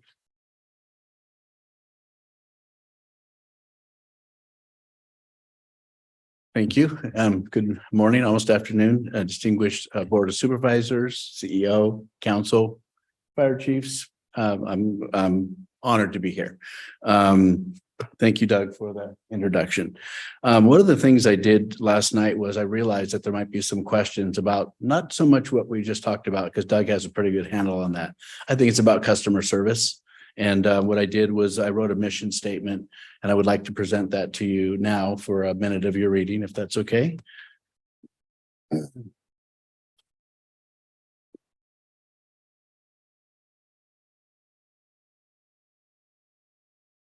I'll just, while you're getting that, I'll just start. If you sign the MOU, I wanted to, guarantee you that what you're going to be getting is a county unified fire prevention program. It's a one-stop shop in the building department where they have one fire marshal for any of the questions. One thing I wanted to say was that, being a fire marshal in a fire prevention program has very little. It's a big part of it, a big component, but inspections are a very small part of the entire program. It's plan checking, it's community development. I'm currently working on planning on the new hotel. I'm working on the biomass plan up in Wasteleyville, excuse me. There's a lot of stuff that the fire marshal does behind the scenes. It's community outreach. It's a couple of the events that we've been to, and I've spoken on Saturdays and evenings about fire prevention to the whole county. It's a streamlined permitting process and inspection services, so you don't have 9 districts to go ask questions to. You have one person that can represent the 9 districts. It's a coordination with all the county agencies involved. I've been working closely with CCWD on the fire hydrants in that program. Again, one-stop shop. One person as a liaison to the fire districts and one city fire department. I've been working very close with John Robal in City of Angels Camp because he has a fire marshal as well as Valley Springs. So we have 3 fire marshals in the county now, and we all work really well together. As you know, there's state mandated inspections, and I'm happy to say that 2 of the districts, Copperopolis and Altaville, have met 100% compliance. I helped them get their inspections done this year, and we had 100% compliance. It's friendly, courteous service to all in our county. We have fire safety and fire preparedness, school education, stop, drop, and roll, smoke detectors, things like that. That's part of the fire marshal's job, is to go out and educate the children and also the elderly in the residential care facilities, is to kind of keep them safe as well. Business safety education, insurance policy compliance, first responder safety, both sheriff and fire. So I look at things where if it was on fire and you have the sheriffs who are always in their car, they're always going to be first there. They may have to make a rescue. I want to make sure that there's not some high pile storage that could come down on them. Also, I'm a countywide investigator, fire investigator. I was the president of the Santa Clara County Arson Task Force, and I was state level 2 arson investigator. So I have that to offer. And this is a program that can comprehensively meets the county's strategic plan. And I wanted to see if you would, I'm sure you've just looked at the mission statement, but I'm really glad that we had a chance to talk about business. I have 2 businesses in Murphy's. I own 2 businesses, and I had a 25-year career in construction. One of the things I'll tell you on a personal note, I remember inspectors coming out to my projects, and I'm like, wow, I'll never be like that guy if I ever, was ever made an inspector. They're so rough. And I'm not that guy. I'm very courteous, and almost 14 years in the city of Palo Alto. And I had some very, very high-end clients. I've never had one complaint, and I've never, ever even threatened to shut down a business. The fire code provides me the opportunity to have programs to help people with their compliance. You can put them on 1, 2, and 3 year annual inspection programs. Inspections are pretty much basic things like fire extinguishers, extension cords, certifications on standpipes and sprinkler systems. And other than that, there's not a lot of things that would actually shut down a business. And that's not something I'd ever want to do. I start with education and engineering. Enforcement is not my bag. That goes to code enforcement. And I can't think of one in the 7 months we've been helping with inspections. We've had some little things come up, but I always talk to the fire chief. And we always come up with a plan. And I've not had one complaint. Everybody's complying, but you put them on a program, say, hey, we'll give you 30 days or a year, whatever you need. And, be reasonable. And business is very important, especially in this county. And I know that. So I take a gentle approach. I wrote that mission statement, and it comes sincere from my heart. I'm not the heavy badged fire inspector thing. I want to help people. There's no reason. I think that you would know if there was going to be a problem in your district from me personally. If we ever arose to a problem that there was a business, I would consult with you first to figure out how we can come together with something to do to help these businesses gain compliance. But in 7 months that I've been doing inspections with the fire chiefs under their authority, I've not had any problems, not even one complaint. And we've made some progress. So it's all about education and engineering. That's my philosophy. And I hope you'll sign the MOU and let us get started. Thank you.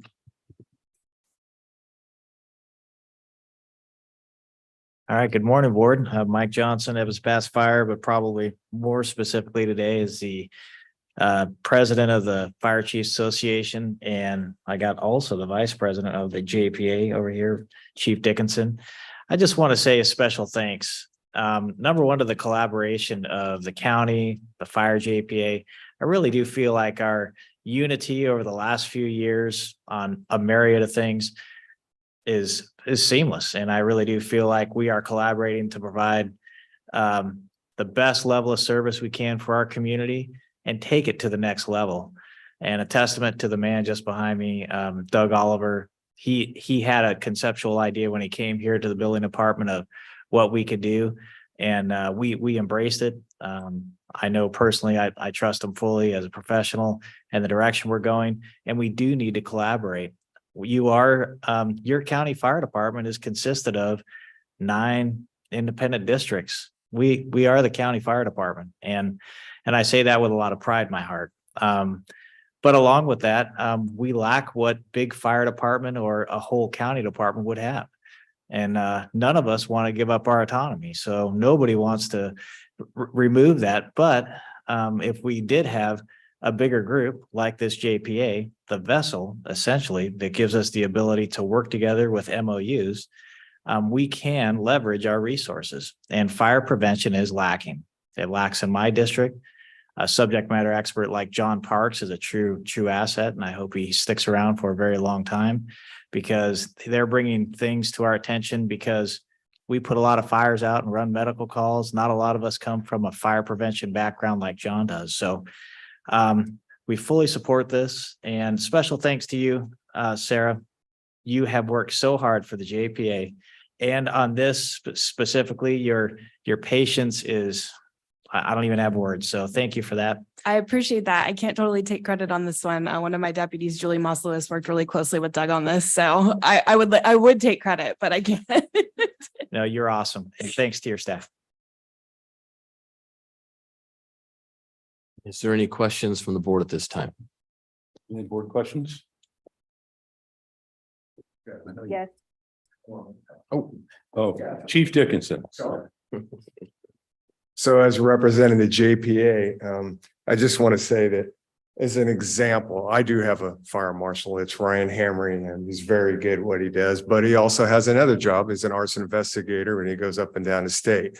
The relationship that we have with John, yes, as a fire chief, I don't want to shut down any business, but on the other side, I got to make sure the community's protected. We had a mini gas station as a mini mart. I happened to be washing my car and looked above, and we have security bars. Security bars have to be able to keep people from getting in, but the people that are inside living there have to get out. Reached out to Ryan Hamry. He took a look at it. He was after that, he was out of town. We worked with John Parks, and the bottom line, as John says, collaboration, relationships. The owner of the mini mart went down to the county, got his permits, and we're getting taken care of the right way. That's the great part of us being able to work together. Additionally, with that, being proactive, just watch what's going on in Hawaii right now. I don't want us to ever be in that spot.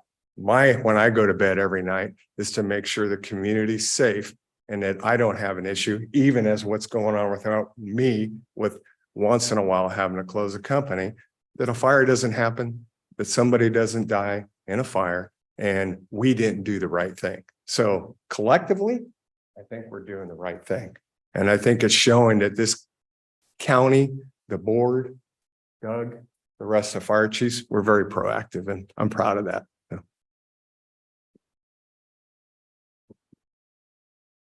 Thank you, Rich. No other board questions? I have a couple of questions. I want to first say that this is a long time coming, and I've asked for it a number of times. I had conversations with chiefs over here about not having annual fire inspections being done. Not only we have done it in Calco district, but we haven't done it throughout the county and haven't gotten done to annually. So that's a state requirement. I think there's a step forward in doing that. I think for the safety of not only our constituents, but anybody that comes into the county that uses any of the public facilities or the public businesses that we have here, or not even public. This extends to, if you don't deal with the public, you have employees. They are at the level of being public too. So you have to provide a safe workplace for them. And I'm familiar with it because I had a business, and I had chemicals, I had paints, I had gases, I had all kinds of things. And so I had to have permits, not only from Stockton, I had to have permits from the state to handle all of that stuff. I had to have them all chained in certain areas. I had storage, and I had to also have a escape plan posted for employees. So they had a route or more than one route to escape if something happened. So and it was annually inspected, and it needs to be done that way, because over time things tend to get employees, if you don't check on them or whatever, not to say anything, they're in a rush, they're trying to get their job done. I think it's a good thing, and I think it's a safe thing, and I think it really needs to be done. I just want to put that out there, that I'm in agreement with it. Some of the things in the MOU, I have some questions on, because this MOU is an agreement between the county and the JPA, not individual districts. And what you brought out about doing inspections in there for permits, I understand that if you send it to the district chief and have them stamp it or their comments on it, bring it back and have it and give it to the person that's wanting the permit, that you need to put this, incorporate this or whatever in order to get the permit. I fully understand that part of it, and I don't have an issue with that. But when I read things that individual districts, since this is a agreement with the JPA, that individual districts can adopt their own standards, and then we're supposed to uphold their individual standards in each district. I would like at least the language changed to where the district gets the JPA approval, what they want to do in their district, and then the JPA presents it to the county. So we're dealing specifically with the JPA, and I understand what you're saying about the state, but still this agreement is with the JPA, it's not with individual districts. And I'm not sure if that's something that is being done elsewhere. I don't know. Does anybody know if there's any other these type of agreements in any other counties in the state or outside the state that has this type of an MOU with districts? Go ahead. And what is this? Is this MOU in line with other MOUs if they Yeah, exist. so one thing I didn't tell you was we actually tried this in Palo Alto. We tried to get the fire department to go under the building, but it was a problem with the general fund versus an enterprise fund and unions and things like that. And it worked, it semi-worked. We never got it fully done, but that was not the problem. So this is the first county in the history of the state of California that will do this legally. There are some counties that are doing this and they're doing it, but we're doing it legally. I think when we talk about the differences in the districts, it's everybody has the same codes. It's the state fire marshal codes, and they can add by adoption of ordinance to strengthen their codes or different things that happen in those districts. And that Exhibit A is kind of like the letter that goes down to what they want us to do and what they don't.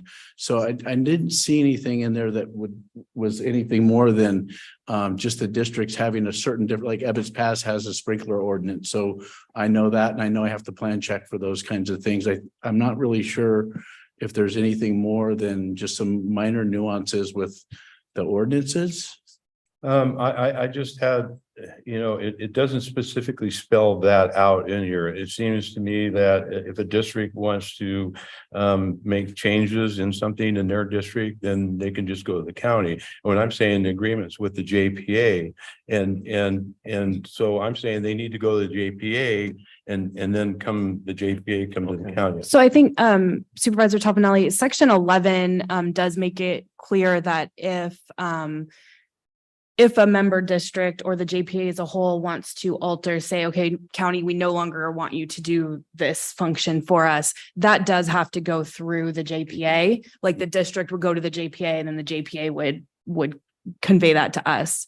I do think that in paragraph 12, where if a property owner has requested a modification or a variance, it does say that the JPA or an individual fire district would retain that authority. So those two. See, maybe I might be able to answer this because what you're alluding to is, let's say the district decides to vote, and let's say let's go all the way to the top and say they vote to ban fireworks just in their district. Okay, well, the fire code would say here's a permit for fireworks. Here's the inspection process for a fireworks stand. The code would allow it, the code would have standards, but the district will have made a stricter regulation. And that's how that is written because if we did not have this language in here, it would mean every time any district saw a need in their district that would require stricter standards, they'd have to come back to this agreement and amend the agreement and bring this back to your board. What this allows them to do is say, because we're required to enforce the fire codes at a minimum. Local districts, local jurisdictions can adopt stricter standards, but never standards less restrictive. So in this situation, Ebbets Pass is a good example. The fire code may say that a certain type of occupancy can be 12,000 square feet without fire sprinklers. Their district says 5,000 square feet. And so which is why this is written the way it is. We would have an SOP manual that identifies any of the differences in the districts, and we would be educating the public of those differences and plan checking to those standards, which is kind of similar to what we do now because we have different water districts. We have different sewer districts with different requirements on fats, oils, and greases and water quality. And so our department, as part of collaboration with outside agencies, we're on the lookout for anything that is a failure of of a requirement by a district, because we can't let a building permit roll out that is in violation of any state or local regulation. So this is essentially the acknowledgement that the districts have the authority to make changes, and we don't want that to overburden the process of maintaining an agreement like this. All right, that's the best answer I could come up with. Go ahead. I think something's missing as well. And I think I kind of got where you're going. So there's also a provision in the code called an alternate means and method. So if, example, you want to put a tent up in somewhere and you buy a tent and it doesn't actually have the state fire marshal's stamp on it, but it comes from another state but meets all the same codes, we can have you fill out a form saying, it's an alternate means and method that we've talked to the fire chief, we've talked to the council, we make sure that it's, and we have them fill that out. And then they're exempt from that for that particular permit or that process. So it makes it flexible, but it also gives flexibility to business owners that, might be struggling financially, where we can put them on a better program, with approval from the fire chief. So it works both ways. We can be very flexible in the code. I call it dancing in the gray. But we can also be very customer friendly and customer oriented in these things by having alternate means and methods and variances. So that's very, very important to know that that's part of what we can do with all the districts where we meet these challenges, customer service. Sure. Supervisor Stopper. Are you satisfied? Well, that question, but I still have other questions. No, it's something I've talked to Doug Olber very, very often, and he's facilitated it working with other fire chiefs from different areas and multiple times, the alternate means and methods. And that's something that not every situation is the same, and having those alternatives in your back pocket and being able to provide them, because like somebody is like, well, I can't do this, and they give you a suggestion.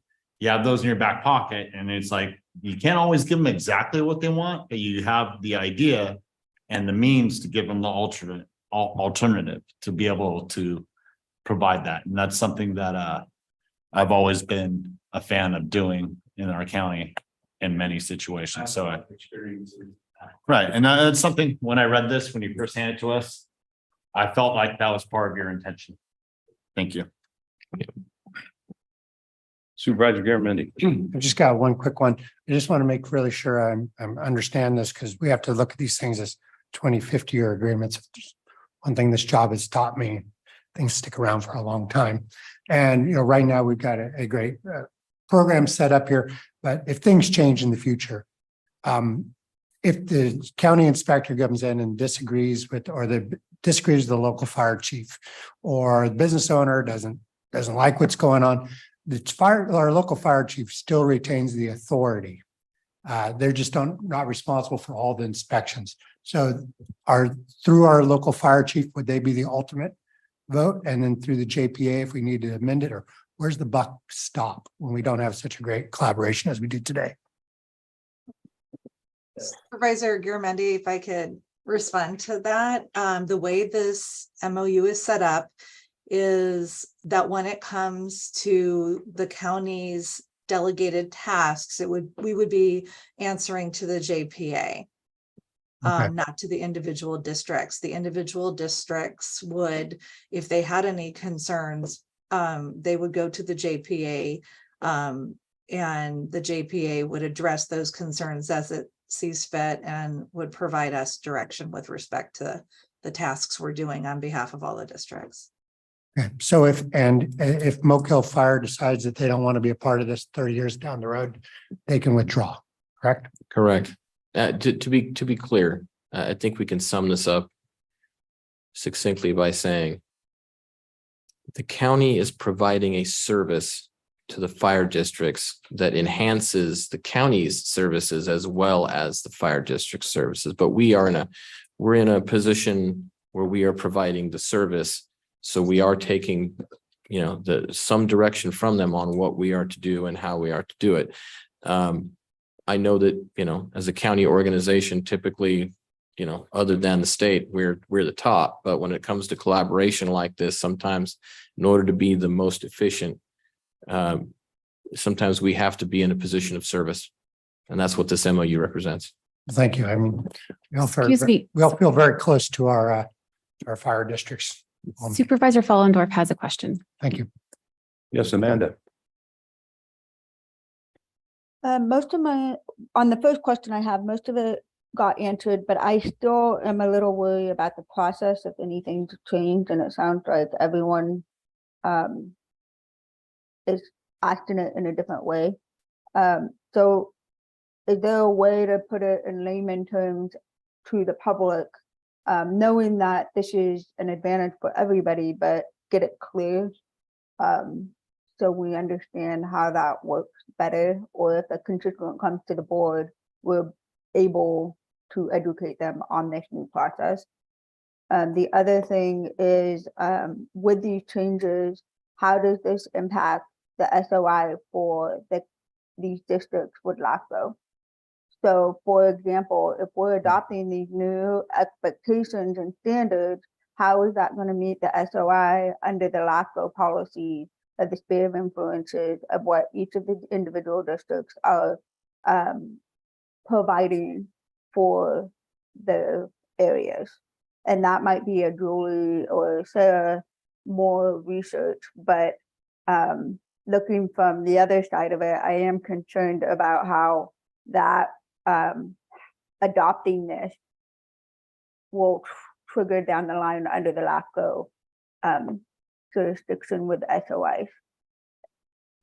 I'm happy to pass that last question to council. So so to answer the second question first, I think in short, Supervisor Fallendorf, it shouldn't affect that because this is not changing anything with respect to the fire districts. They're essentially, I mean, it's not a great analogy, but they're essentially contracting out us to just do what they already have the ability or responsibility to do. So, you know, as Doug mentioned, we are now performing these services on behalf of the districts, but it doesn't actually alter the districts or anything with the SOI. We're not. The confirmation, because in reading those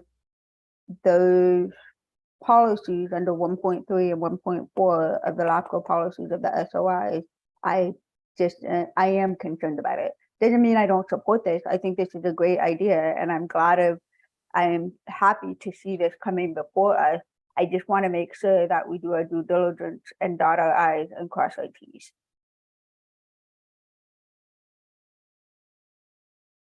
To answer the first item about process and what this is going to look like is that should your board sign this MOU, we centralize the fire prevention. We have a county webpage for fire prevention, all of the procedures for fire inspection and fire review, the permit types, everything is centralized to the building department under the fire prevention program.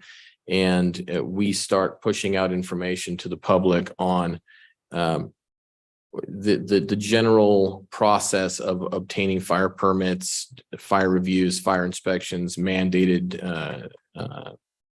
fire prevention inspections on some of our business types. We also will be identifying on that webpage, should you be in these regions, here are the district fire marshals that may be available at that time, and here are their documentations. And at every step of the process, when we develop a procedure, we are sharing that with the JPA at their meetings, their monthly meetings, and making sure that the JPA agrees that this is the process countywide, that everyone has buy-in. So for instance, as simple as a uniform policy, we need to represent the fire districts. Specifically, what does the JPA want us to wear in representing them as a fire prevention program? So John brought a draft to their meeting. They discussed, they agreed this is what we want. We put that on file. And so every one of these procedures that we're going to develop and push out as informational to the public is going to be first vetted through the joint powers. This MOU joins us at the hip in communication for the development of this program, and we've covered a lot of ground in a very short time. But expect that in general, if there's a fire prevention question, it will go to our fire prevention, the county fire prevention program first, and we will be providing that information to the public directly. That answer your questions? Yes, thank you. Any other board questions or comments? Is there any public comments?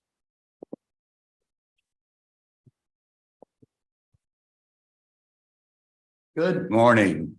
Good Again, morning, Mr. Del Ordo, Chief Del Ordo. Chief Delordo from McCallum Hill.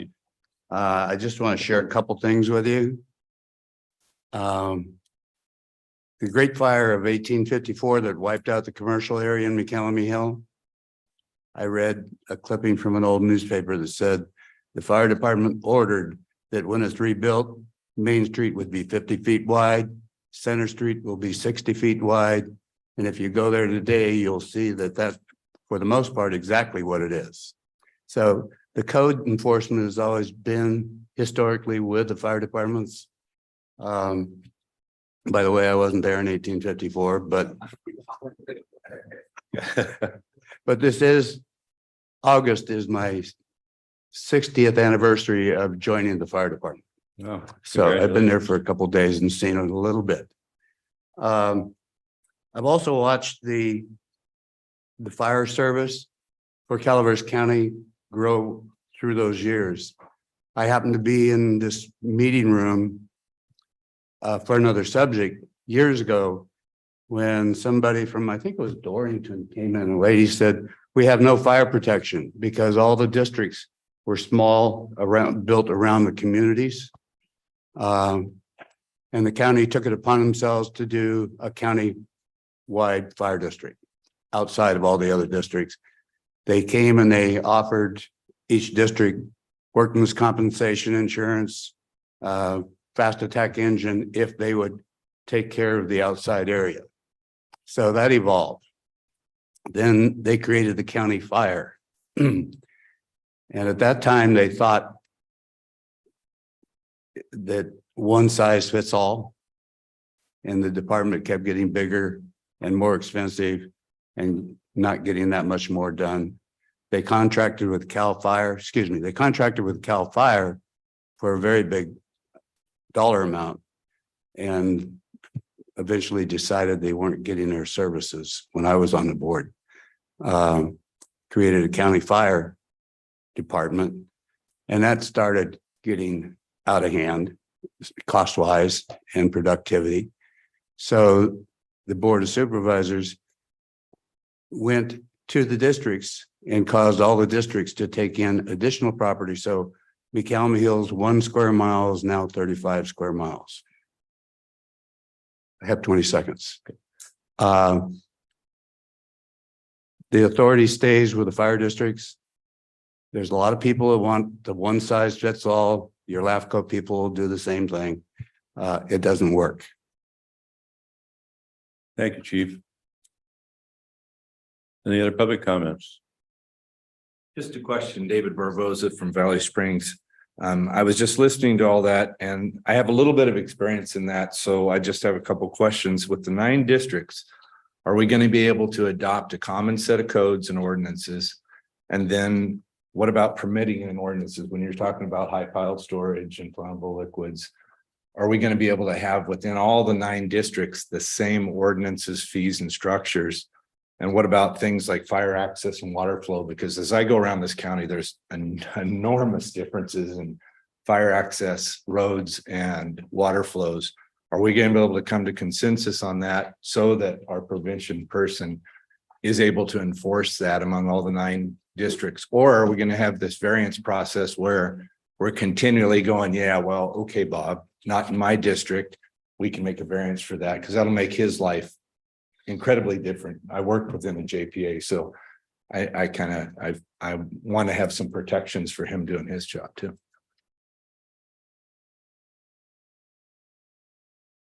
I think I have some answers for that. We have adopted a standard. There's very few exceptions in the districts. But the California Fire Code has its adopted triannually.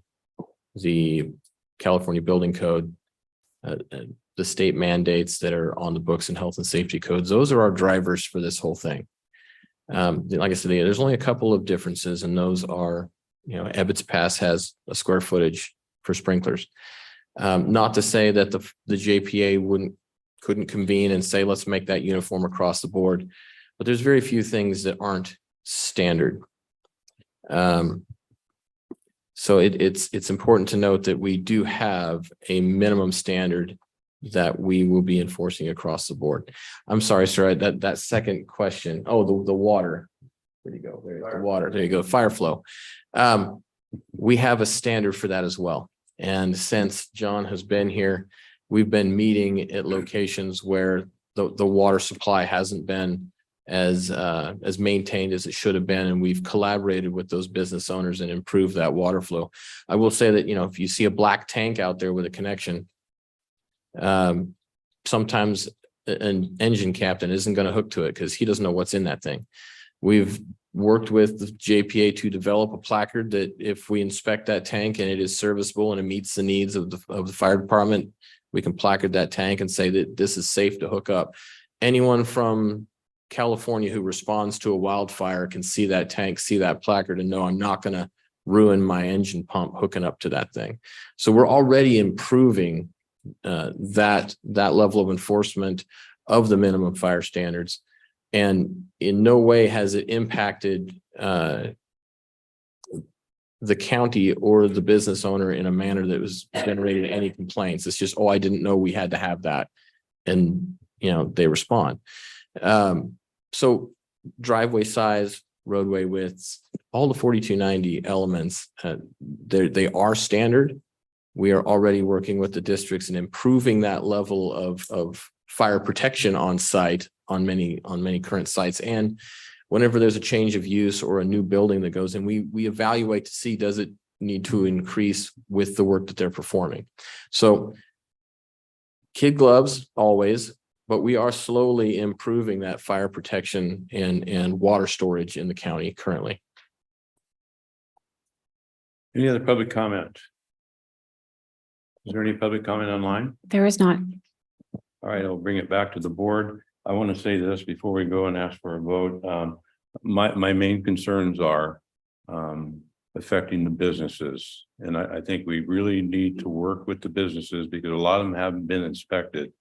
And you come knock on the door and you show up and they probably, some of them may not have any idea what's required statewide, code wise, for their business in order to be served public or even have employees. And it could be a big shock added to a lot of things that are going on right now in this county as far as costs and water and sewer and the integrated waste increases. There's just a lot of things going on that are affecting our businesses, and the businesses in the Calaveras County are our heart. You can look at a lot of different other things, TOT or CVB, but the businesses here in the county is what our constituents use, what is the heart of this county.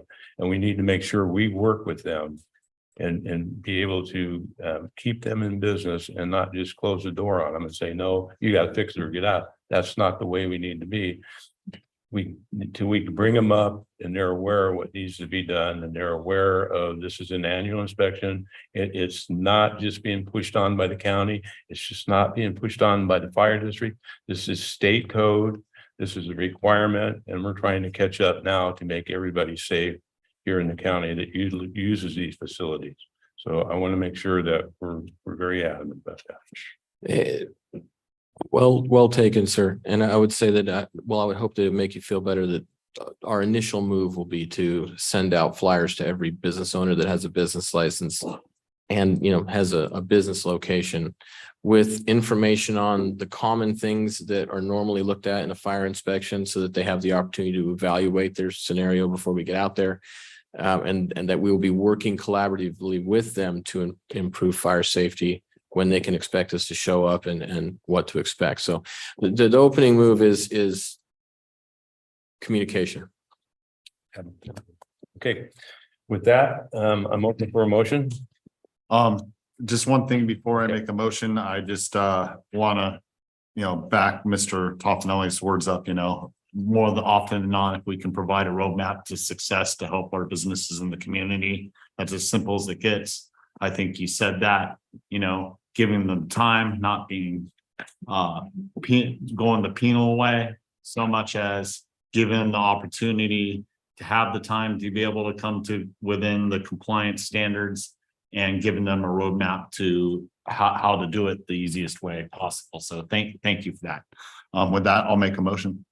Motion by Supervisor Stopper. And I'd also like to say, just before I second that, I've had the experience of working firsthand with all of you, and I want to say thank you very much for all the work that you've been able to back me on. And with that, I'll second. Second by Supervisor Hubbard. Can we do a roll call? Yes. Supervisor Stopper, Aye. Supervisor Hubbard, Aye. Supervisor Garamendi, Aye. Supervisor Fallendorf, Aye. and Chair Chair Aye. Puffinelli. Thank you. It passes 5-0. Thank you, gentlemen. Thank you. And it is close to 12 o'clock, so I think we're gonna Actually, break. Chair, I think Chief Johnson wanted to. Oh, I'm sorry. You're absolutely correct. Chief Johnson, I think you have a presentation that you'd like to make.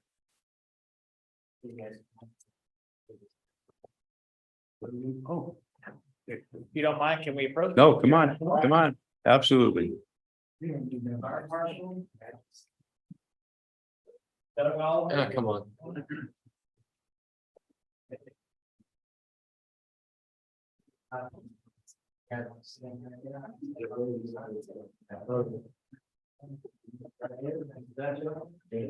Okay, so State code. yeah, for the board, and you know, when representatives, you know, get anointed by any fire department to represent them in any fashion, it's the most appropriate thing for that. So today is a very special day. In fact, we have multiple fire districts that will be delegating certain things to these two individuals in the sense that they're going to be, you know, carrying out fire prevention duties for us. So with that, we would like to first off present you, Doug Oliver, with the Chief Building Official badge. So if you're carrying out those duties and responsibilities, you don't have this as a representative of local fire districts here in Calaveras County. And for the fire marshal, which is going to be presented to John Parks.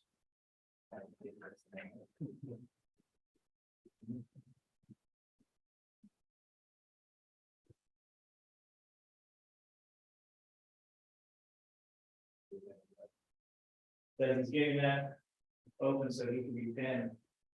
We are super excited with this responsibility that he's going to be charged with. Yeah. I didn't say that. All right. We didn't have to go into construction. We didn't punch it. I'm trying not to damage our new fire marshal too much. Little blood on the shirt, but. Okay, there we go. So with this, gentlemen, you're now charged with some more responsibilities, and we look forward to everything you're going to be doing for us in the future. No surprise. Thank you very much.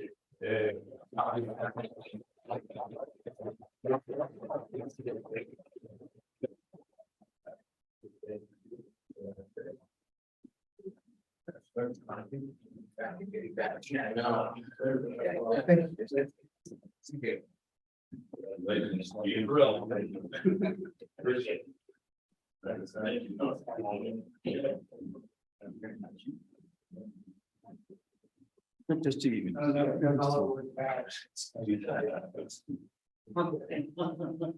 It'll work.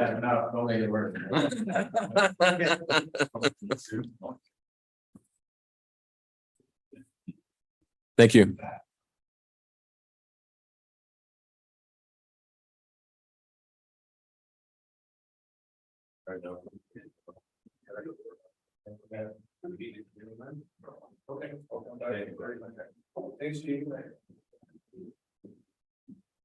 All right, what we're gonna do here before, we're gonna be going to lunch here shortly, but before we go to lunch, I want to do the recognition and acknowledgement. This is a proclamation of the clerk of Board of Supervisors to adopt a proclamation recognizing August 2023 as Child Support Awareness Month in Calaveras County. And Supervisor Hubbard, I believe you have the proclamation. Yes, thank you, Chair. So whereas the vision of the Central Sierra Child Support Agency is partnering with families to create self-sufficiency, and whereas the professional staff of the Central Sierra Child Support Agency work diligently to fulfill this vision by partnering with families involved in more than 4,400 cases and collecting nearly $11 million in support last federal fiscal year. And whereas the Central Sierra Child Support Agency declares its commitment to having a meaningful impact on the families it serves. And whereas the Child Support Agency is engaged in educating its customers regarding their cases and the community regarding the services it provides. And whereas the Central Sierra Child Support Agency affirms the important role it plays partnering with parents to support the well-being of children. And whereas the Central Sierra Child Support Agency encourages parents to be accountable for their children, providing them with many opportunities to succeed. And whereas the Child Support Awareness Month recognizes and acknowledges parents who work diligently to support their children to provide both emotional and financial stability. And whereas the Central Sierra Child Support Agency thanks its partner agencies and recognizes its child support professionals who strive to continuously improve their customer service and make a difference in the lives of the children in our community. And with that, I'll hand it over to Julie. Thank you. And I recognize that I'm standing between you and lunch, so I'll make it brief. Oh, that's fine. Thank you very much for calling us forward ahead of time before your lunch break. This has been a very informative meeting. We appreciate the opportunity to be here. My name is Julie Prado. I'm the Executive Director of Central Sierra Child Support Agency. I recognize that's a mouthful, so we often say CSA. With me here is Kim Britt. She is our Assistant Director for the agency. And we appreciate your time today. And our purpose is really to spread the word about our organization and the work that we do. As I say as often as I can so that folks understand who we are, we would normally be the Calaveras County Department of Child Support Services. However, we, similarly to the fire department, have entered into a JPA agreement. So we operate and deliver services under that JPA format. So we are representing Alpine, Amador, Calaveras, and Tuolumne. As such, this was built back in 2001, I believe. Our name is Central Sierra Child Support Agency, making it difficult in my mind for families to really find us because when you go down the Calaveras list of departments, we're not there.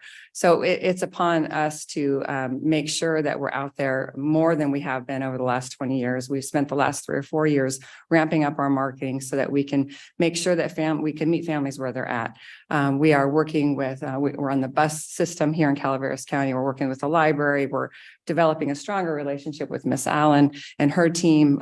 We are located in her office as well. But to give you just a little bit of background, our organization serving currently 4,400 families in our 4 areas. About 1,400 of those are here in Calaveras County. We have a small staff of 28, right now 23, because we're low on staff, we're recruiting. So if anybody is interested in working with our agency, we are open and we have a couple of open recruitments at this time.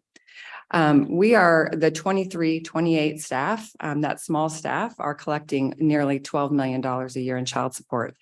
We are hoping to reach that $12 million goal this year. Last year was just over 11 million. Right about $3.6 million of that goes to families right here in Calaveras County. So our goal is to increase those collections, to meet families where they're at, to provide the services that every family and child deserves. We do believe, based on our research, that there are more families that need our services than we have in our caseload right now, and we have the capacity to expand to more families. So we're really very proud of our staff and the hard work that they do. We have staff located in Tuolumne and Alpine, and Amador and Calaveras. We visit Alpine once a month, but our bulk of our caseload is here in these 3 counties, and we're really proud of the work we do, and we are hoping that we become more of a household name. We have commercials that we're airing on the local channels. We're on the buses. Like I said, we're on the backstops, we're on the radio, and we're trying to expand that. So with your help, we can do that. We want your constituents and the community to understand that we're here to help. If they're not sure how to do it, they can contact us in any way that makes it comfortable for them. We can be reached on our website, cscsa.org, where they can find a load of information. They can apply for services directly there or contact us by email and walk into any of our offices at any time. So again, I appreciate your time, and we're hoping that we can get the word out, not just in August, but every month of the year. And with that, I will turn it back over to you. You have nothing to say? I would like to thank you all for your continued support. I know we meet with you on a quarterly basis, and it's really important to us to know that we do have your support out in the community because it does help with what we do in helping the families. And I'll add, Supervisor Tofinelli has been on our board for many years. We appreciate your leadership and support. I know that I can pick up the phone and call you at any time. And Supervisor Hubbard, you've jumped right in and being our vice chair already makes us very proud to work with you. And we're very grateful. It's nice to see you in person and not on Yes, Zoom. it's fine. Yes, nice to Been in meet you. Zoom for Long time. So is there any other public comment? Any comment online? There is not. Yeah, I'll bring it back to the board. I would move this item. Second. Oh. Go ahead if you want, Martin. Thank you. I'll second. Thank you. All in favor? No, we have to call for Oh. a roll call. Sorry, roll. Chair Toffenelli, Aye. Supervisor Hubbard, Aye. Supervisor Garamendi. Supervisor Follendorf. Aye. Supervisor Stopper. Aye. Thank you. Now therefore be it resolved. Turn your microphone on. please. It's lunchtime. Now therefore be it resolved and ordered that the Board of Supervisors, County of Calaveras, State of California does hereby designate the month of August 2023 to be declared Child Support Awareness Month in Calaveras County and applauds the Central Sierra Child Support Agency for its continued service to the families throughout our community. Thank you so much for your time. Thank you. Thank you. Appreciate it. Julie. Come on. You had it ready. Sometimes they mail it to us. Put it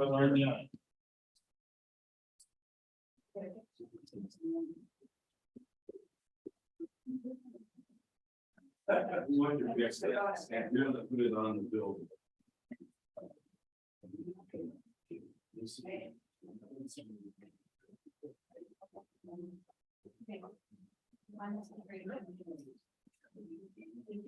Thank you very much.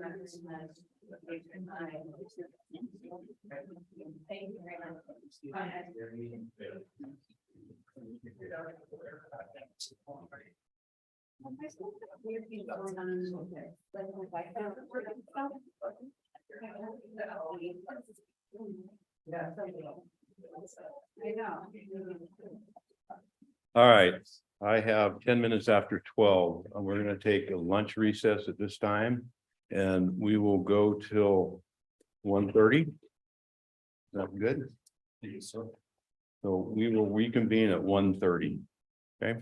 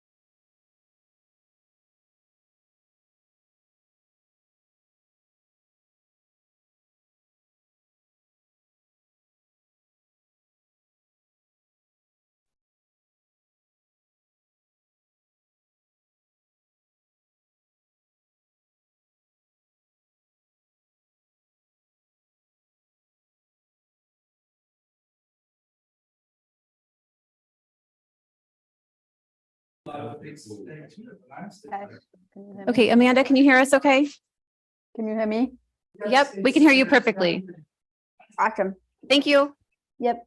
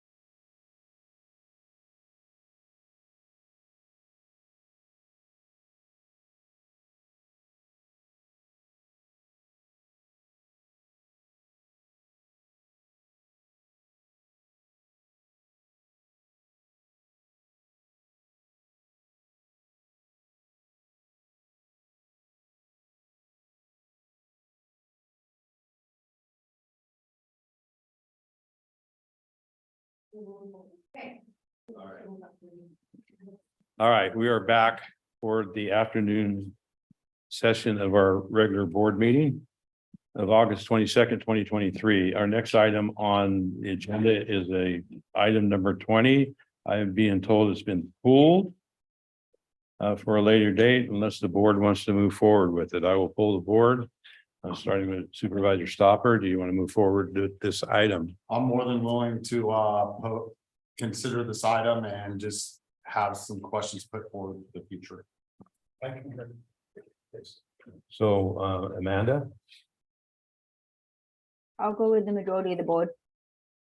Okay, so we have a poll and we have a majority of the board that wishes to move forward on it.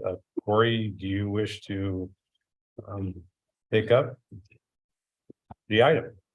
Good afternoon, Chair, members of the board, Corey Allen, Health and Human Services Agency.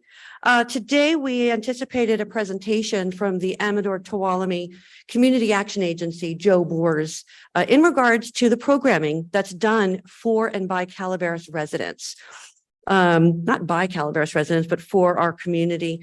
We have a community action agency here in Calaveras, and it's known as Calaveras Mariposa Community Action. And so, you know, of course, we've been spending the last couple of years trying to understand why some programming is being conducted by ATCA, which is the acronym for Amador Tuolumne. Mr. Boers did submit a presentation that went through a number of services and programs that they've been doing for Calaveras County for some time. They came into being 10 years before the community action here in Calaveras. And so they've had opportunity to build their infrastructure and their program array. They wanted to go through a number of different programs that they do, including a food bank that's run there in Tuolumne and Amador. But the key programming that Calaveras is curious about is the energy and weatherization and water. So there's something known as LIHEAP, which has to do with energy for those in need, and LIWAP, and that is a program that has to do with water supports. Part of LIHEAP includes a program known as SWEATS. SWEATS is a program that helps individuals in distress to manage heating and air within their home. And there's certain circumstances that allow the Community Action Agency to activate that program.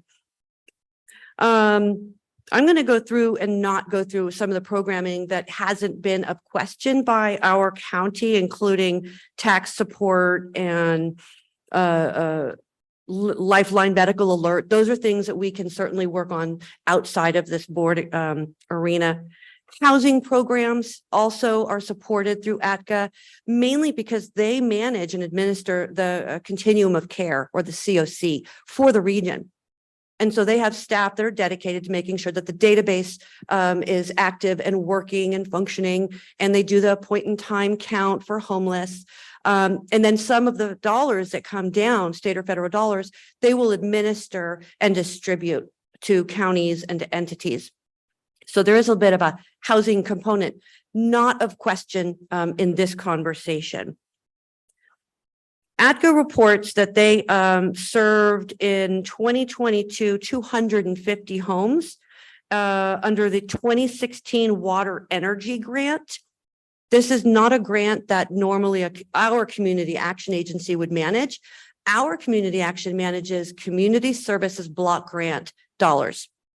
And our JPA really holds us to only managing those dollars.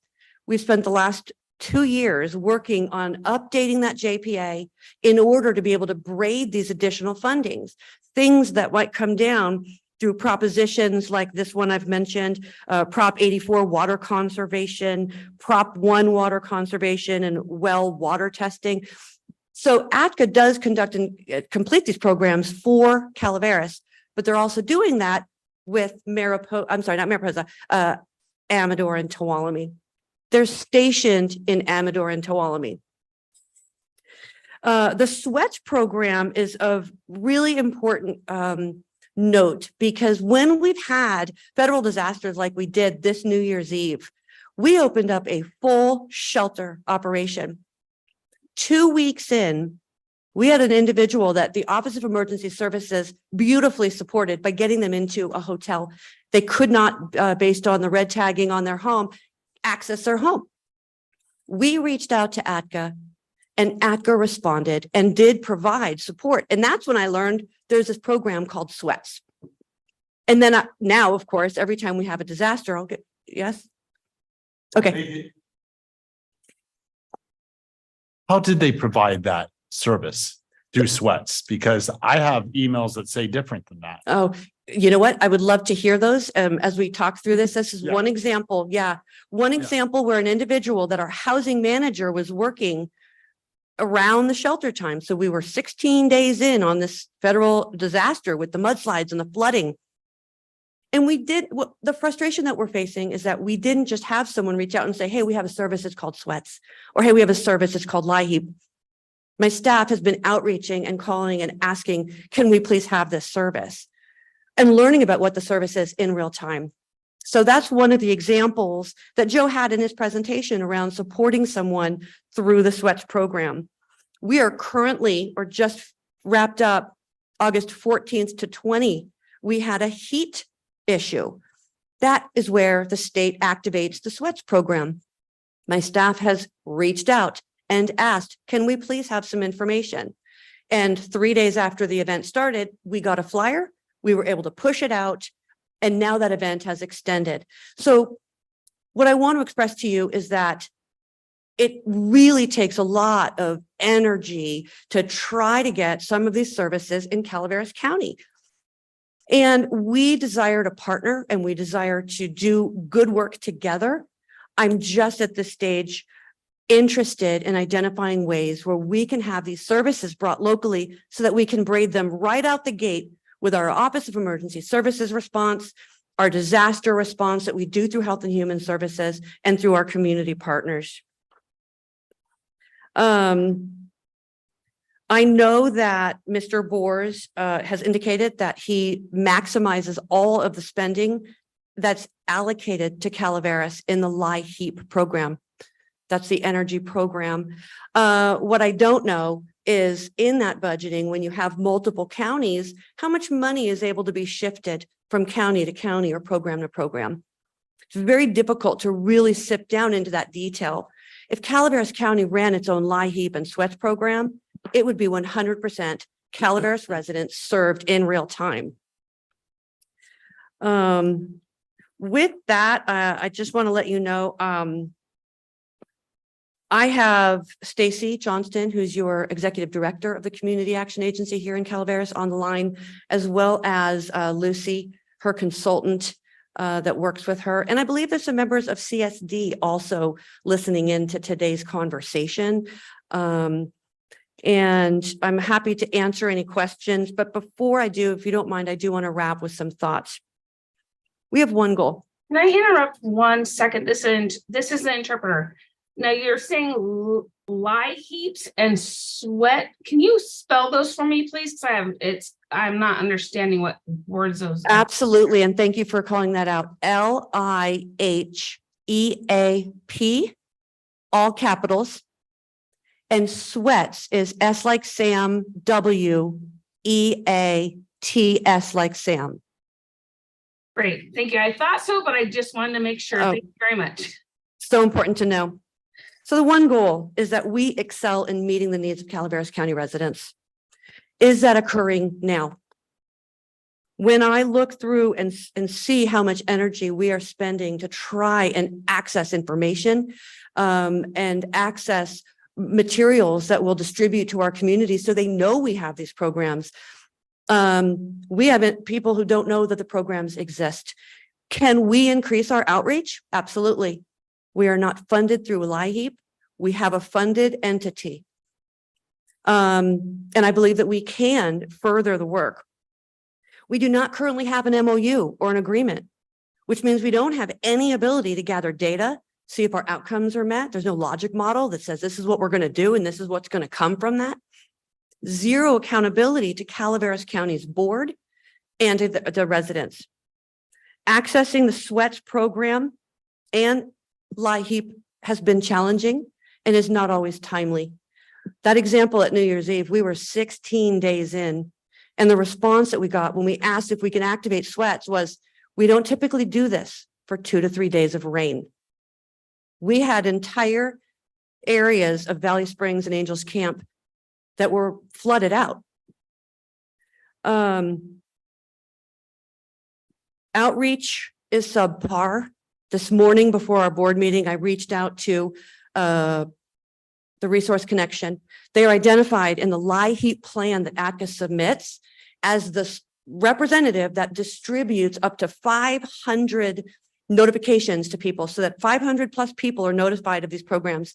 I asked them, have you been receiving the outreach materials? And they said, that's funny. We just got some.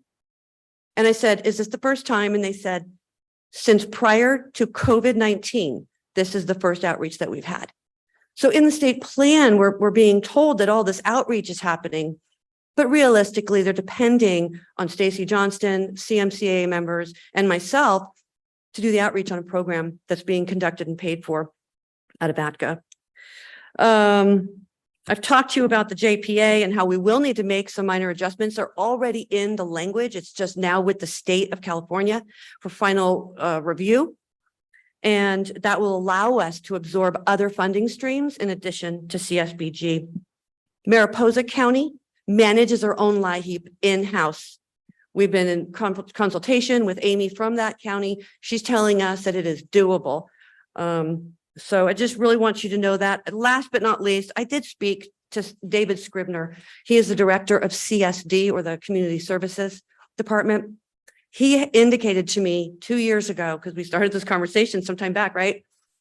He indicated to me, I'm sorry, it was 1 year ago that I spoke to him.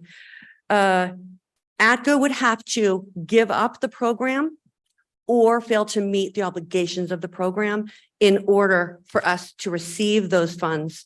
And so with that, I know that you've got other people that might want to speak on this. Supervisor Stoffer, you have questions, comments?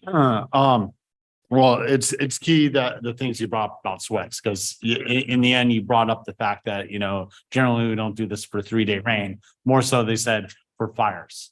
And at the same time, Mariposa, who has brought it out from an outside agency in the past because they were dealing with the same type of things, was contacted at that time. And they said, it's a 1-page thing. We've already filled it out and we're approved by the state within half an hour. Yes. This very same torrential downpours in a different part of the state. So one agency was able to provide it for themselves. We were pretty much given a stonewall from what I've seen on that exchange on the emails. When it comes to sweats and being able to help facilitate people through these flood stages and having a place to stay. So that causes concern, and that was something very forward from my eyes that is not being provided in a timely manner and I think we could facilitate it much easier ourselves, and make sure our residents get what they need. You talked about, I've looked up the numbers, I've gone through this, and it's like, the amount of funding could be buried in employees. I mean, they talk about how many employees they have, how much of that money has actually helped residents of Calaveras County. For the most part, residents of Calaveras County don't know who or what ACCA is and what services that they can get. I've talked to one person recently that actually happened to be on the other side of the phone with me when you called the other day, and they're like, I received something from ACCA. The only reason they knew about it was because they originally came from Amador County, and the person had family that actually worked for ACCA back in the past. So that it was apparent to me. So I have concerns. I want to make sure we meet the needs of our Calaveras County residents first and foremost. And from my perspective, unless something's provided, I don't see that coming from ACCA at this time. And I'm not even sure that, because CMCA is Calaveras and Mariposa. Mariposa is already able to facilitate their own. I'm not sure if that's going to be the vessel in which it would ride in Calaveras County, because we could facilitate our own through Health and Human Services and, an employee, but also at the same time, CMCAA is another option. I'm just throwing that out there. I did, when you first started looking into this, I brought it up to you when I was on CMCAA a couple of years ago. And we were beating the drum about it then. Took us quite a while to get a response. And I still have yet to see a contract between the state and ACA that facilitates this agreement. The state doesn't know where it is. ACA has not provided it. And I would like to see that. It's a public document. And if it's not there, then what's our problem in being able to facilitate these needs as Calaveras on their own? I think we should look into this more deeply. Or, easiest thing is for ACA to become a good partner and let us know how they are able to provide these services. Supervisor Garamendi, you're up. Thank you very much, Mr. Chair. And Ben, I appreciate your comments and I agree with you on what you're talking about. I'm sorry that Joe Bors didn't have the time to attend our board meeting. I guess it's a function of time available for Calaveras County.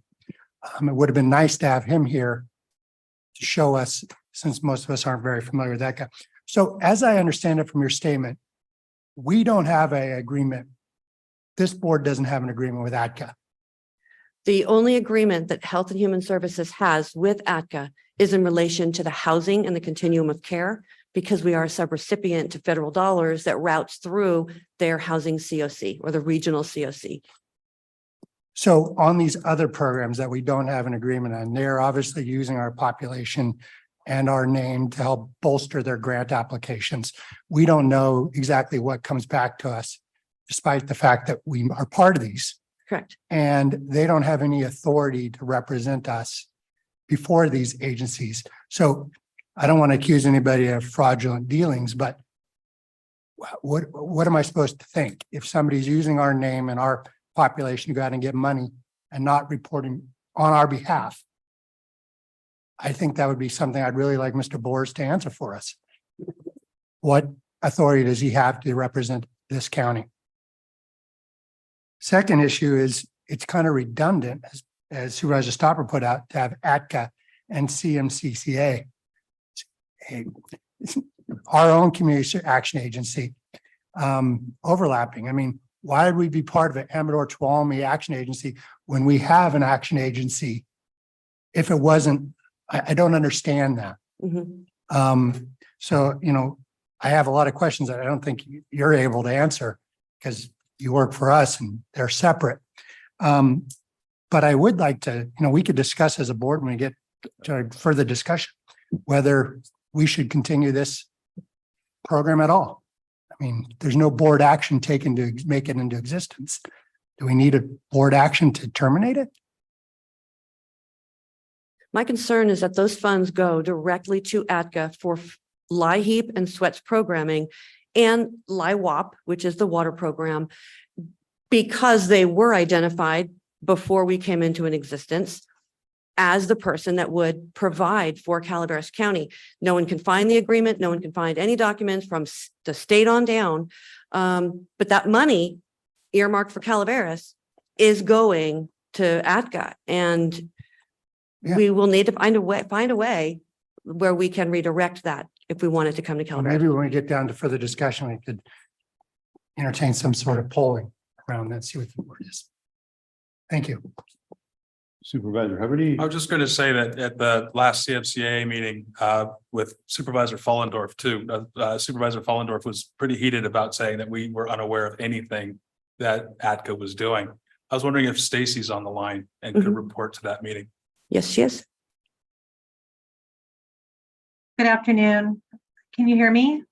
Hi, Stacy. Yes. There we go. Sorry. Good afternoon, Madam CEO, Honorable Chair, respected board members and County Council. I'm joining you from Georgia. I'm at the National Conference for Community Action. So I'm here to help answer any questions I can.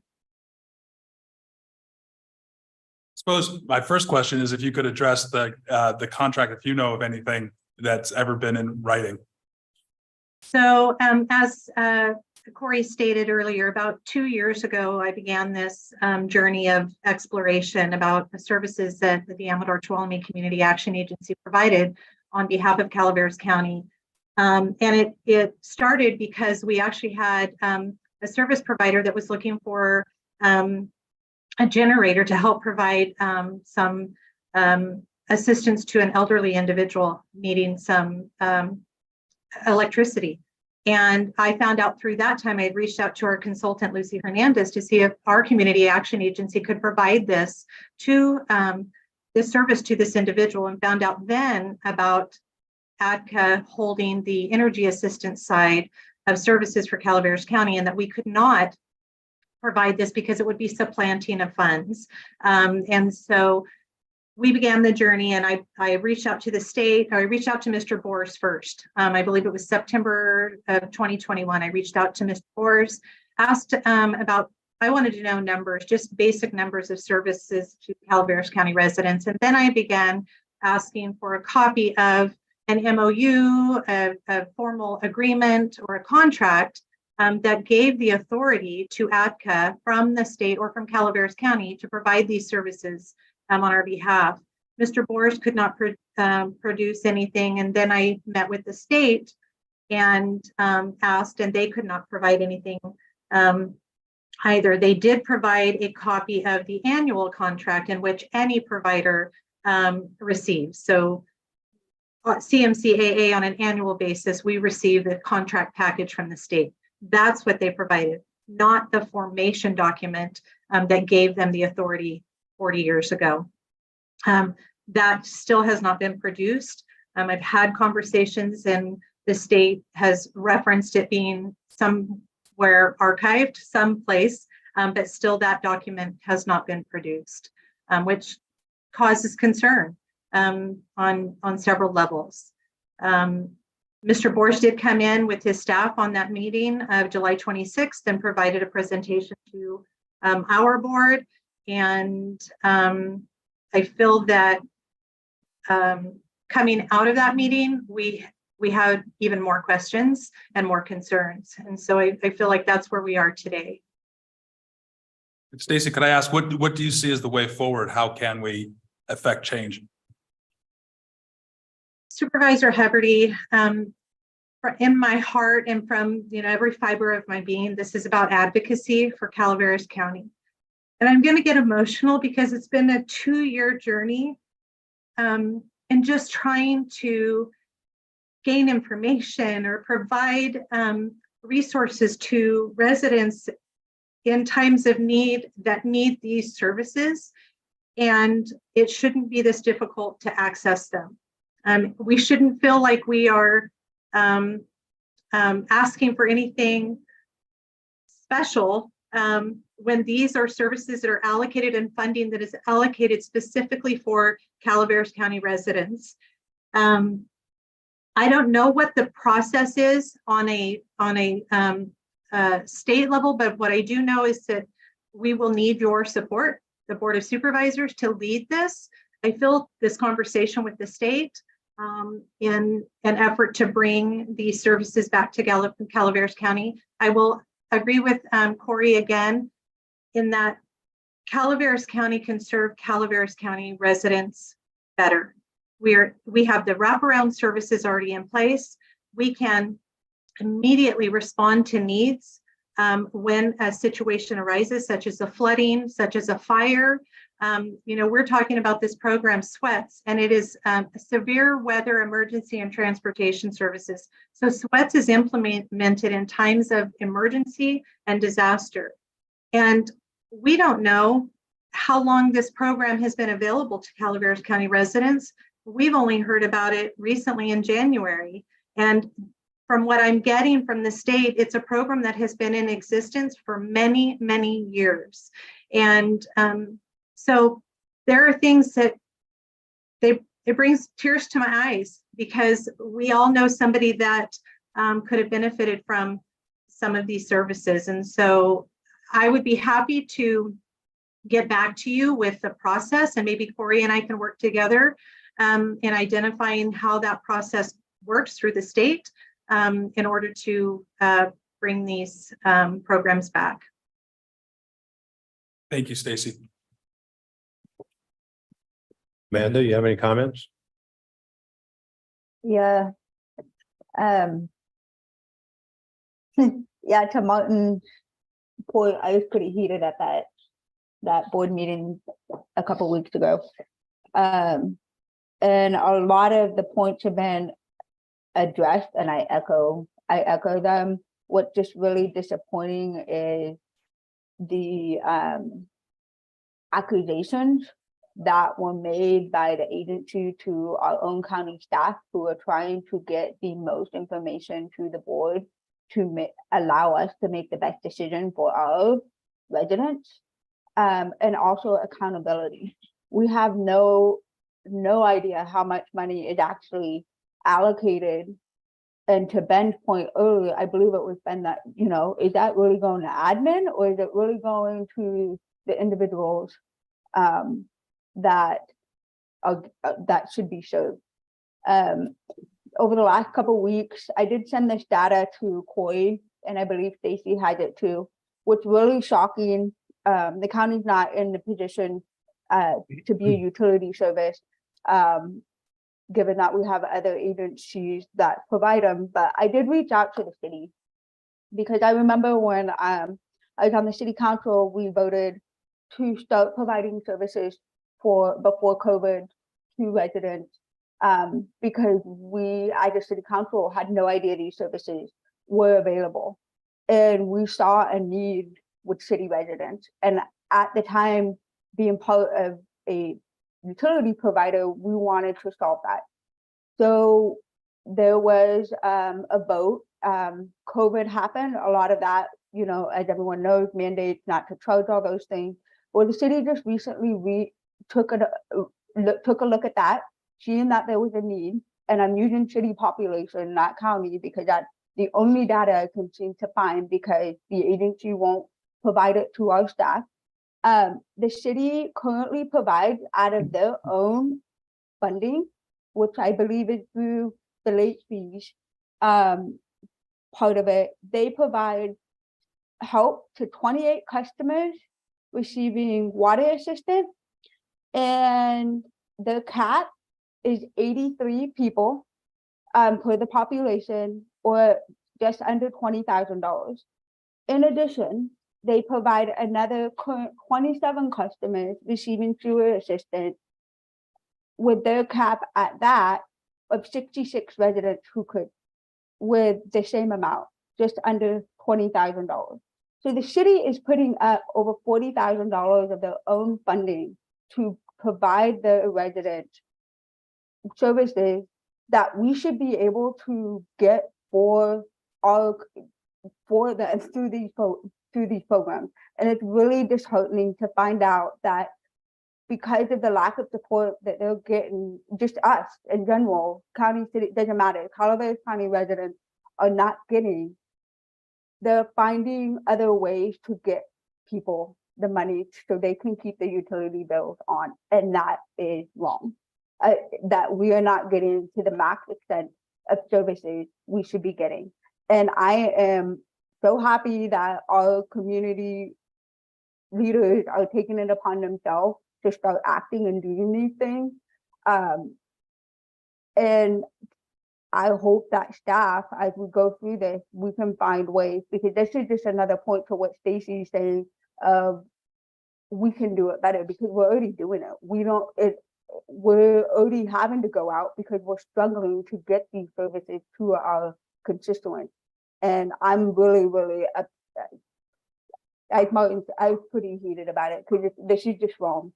It's wrong, and there's no accountability. We don't know what we're getting, and we still haven't got the data. I think at that last board meeting, Stacy or Corey, correct me if I'm wrong, we requested data, and we still haven't received those data of the demographics of the 1,500 customers that are supposedly being served in this program. What of that population is of Calaveras, and the breakdown of that data and the dollar points.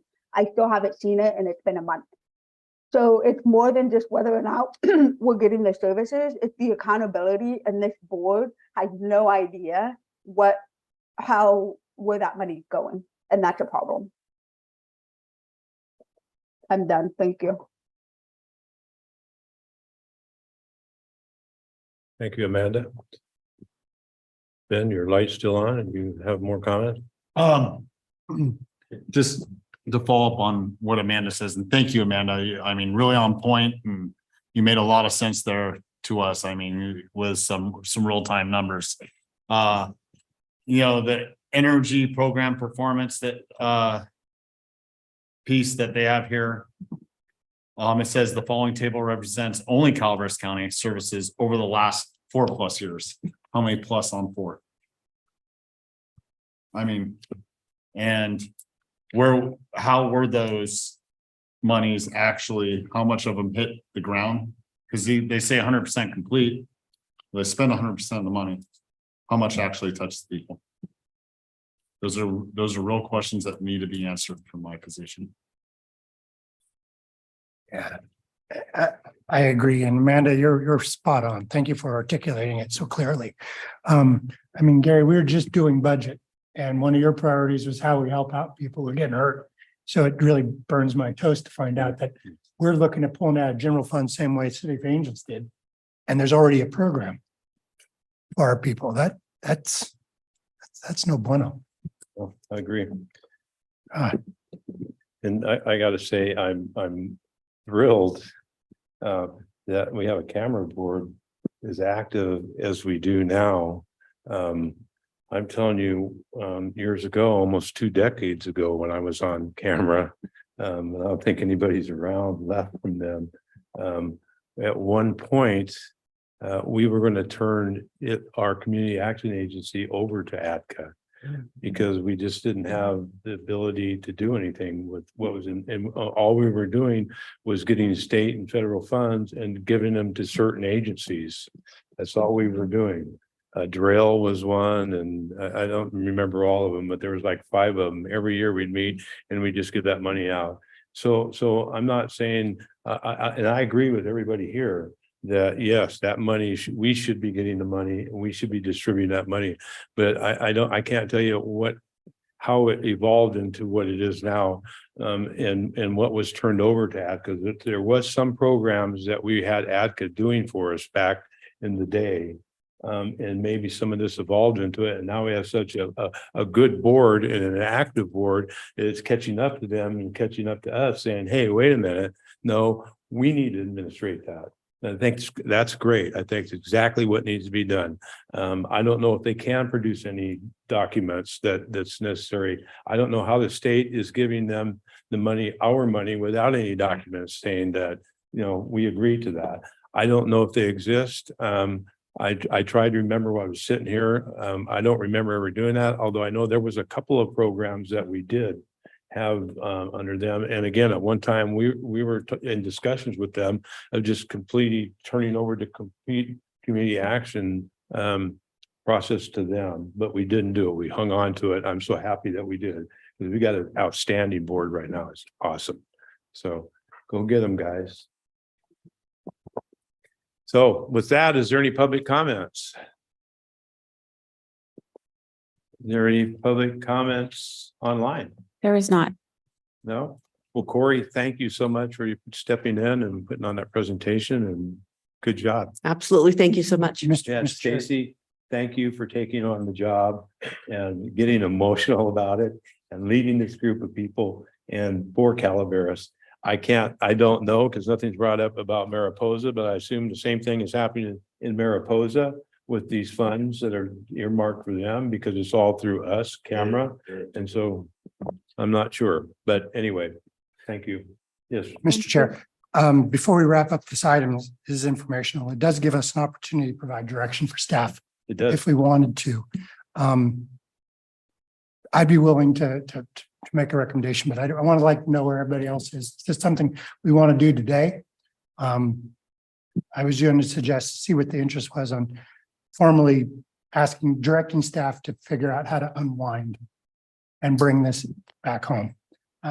Obviously, we don't even know what all moving parts are. but I didn't know where the board was. I would be in agreement with that. And I think maybe a formal letter to ADCA from admin or from Calaveras asking them to present any documentations they have and how we got to where they're taking over this money and not even showing us how it's being administered and where it's being administered at least send a formal letter to them and start the process. And start the process. So, That would be, yes. I have a comment. Sorry. Yes. Yes. When that formal letter goes out, I think we need to include their board members. Because I think that's been one of the challenges for staff is they are trying to work through the chain of the staff aspect. And since this is now a board, I think it needs to go to the board. It doesn't go to the executive director. This is the Calaveras County Board to the ACTA board saying, these are these things. I don't know. I don't know how the rest of the board feels, but I think we need to elevate this because staff has been working so hard trying to do this at their level. It needs just one step to who that letter gets addressed to. and I think it's important to put on the record that Mr. Bors was here all morning, but didn't have the time to stick around this afternoon to talk to us. Maybe their boards know that too. I would support what Amanda just proposed. And that would be the first step forward on us figuring out which direction to go, or even, best case scenario, ACA is coming out and giving us a different plan on how they provide services. So we can all move forward together as partners. Could I ask Either her, way. would it be possible to actually go to the state as well and see from do a double prong attack here is, I'm not an attack, but to figure out how the state administers those funds? I think we do that, but I think maybe we should get a response from ADCA first and see what their response is and then go to the state. That would be my opinion. Teresa, you have an opinion on that? So our office would be happy to draft a letter. I do believe that Supervisor Follendorf has a great suggestion that it should be from our board, Calaveras, to the ADCA board, which includes board members from both Tuolumne and Amador, so that So can we have that drafted and presented to us for our approval at the next board meeting? yes. Okay, perfect. Everybody in favor of that? Yes. Okay. Is that it? All right. Thank you, Corey. Thank you. Thank you, Stacy. Thank you. We move on to the next item. This is item number 22. It's an informational item from the administrative office. This is to receive a strategic plan update presentation from Jamie. Good afternoon, Jamie. Good afternoon, Chair and Board. Share my screen.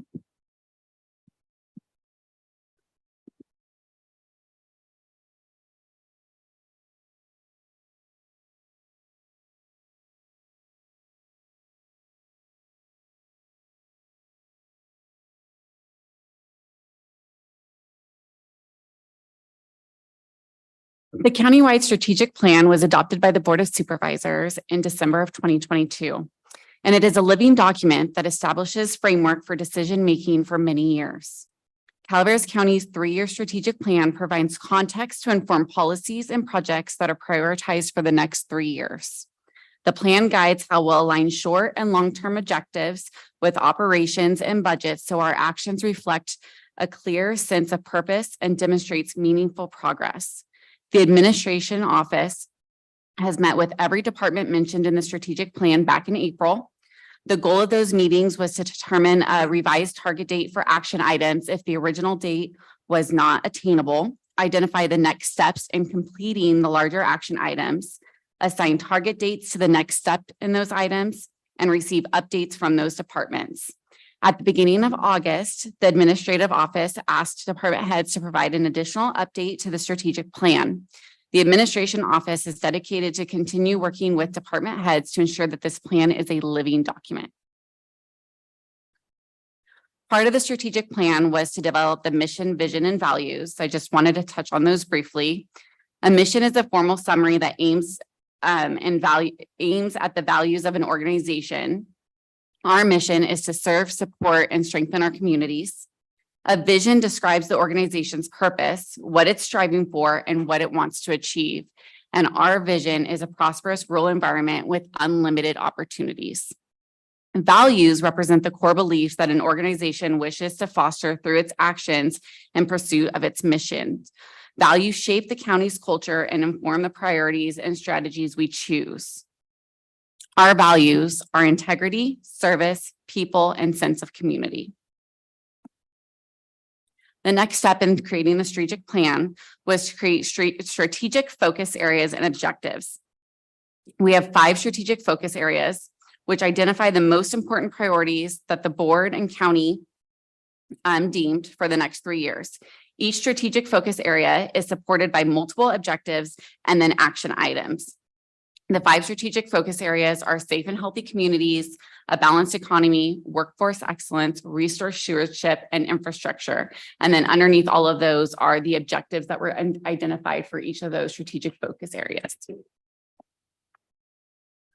We will start with safe and healthy communities. So this is going to be a very high level. We didn't touch on every single objective or every single action item. We kind of took some of the high priorities or ones that had the most updates, and feel free to ask questions after I go through them. So the first is safe and healthy communities. So one of the first ones was enhance emergency preparedness for residents and visitors. Some of those action items included provide an emergency alert system update to the board and evaluate NIMS and SIMS countywide compliance for county employees and develop an implementation plan. For the emergency alert system, Genesis, previously known as Zone Haven, has been implemented, and training from Genesis occurred in June of 2023. Deputies with the sheriff's office have been assigned maps and map books to correspond with the mapping zones. For the NIMS and SIMS training, Human Resources and OES are working together to create a list of employees that have not completed the training as well as those that have. And they are targeting 3 different ways to provide those training to our employees that have not received that training. Those 3 ways would include an in-person training option, an online training option, and then a hybrid with a mix of both in-person and online. The next objective would be increase recreational opportunities. One of the action items under that was to hold a study session for the board to consider increasing and organizing recreational programming for all residents and visitors. Our economic development director provided a study session to the board in May regarding the parks and recreation. The next objective, improve the health and well-being of our communities. One of those action items was to evaluate available resources, community partners, and funding opportunities for the county well-being activities and present findings and recommendations to the board.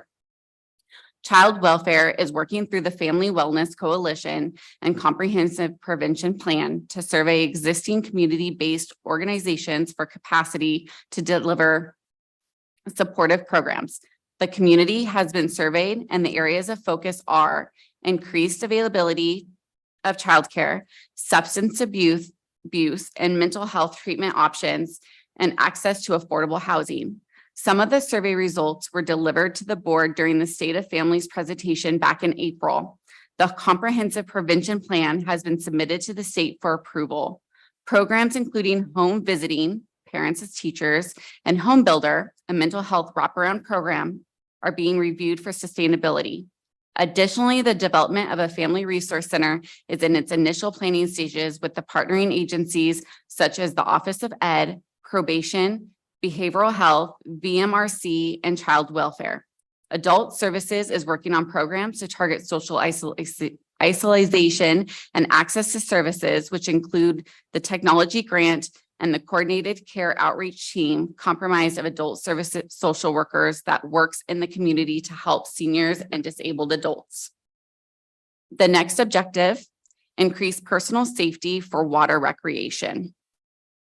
The action item, collaborate to develop an education and communication plan for schools. The Sheriff's Office provides public outreach to school-age children, teaching them about life jacket safety, swimming safety, and personal safety, such as impacts of heat, sun, and PPE. HHSA Public Health Division, in collaboration with the County Sheriff's Office, has successfully provided a series of events aimed at increasing personal safety for water recreation enthusiasts. Life jackets were fitted to each participant's size, and summer safety kits containing sunscreen, bug spray, SPF lip balm, and aloe vera gel were provided. Along with the summer safety kits, education around the efforts of heat and sun exposure was provided. Some of those achievements include, at the first event in South Shore, Comanche, 103 life vests were distributed and 150 summer safety kits were distributed. At the second event in Hogan, 41 life jackets were distributed and 50 summer kits were given out.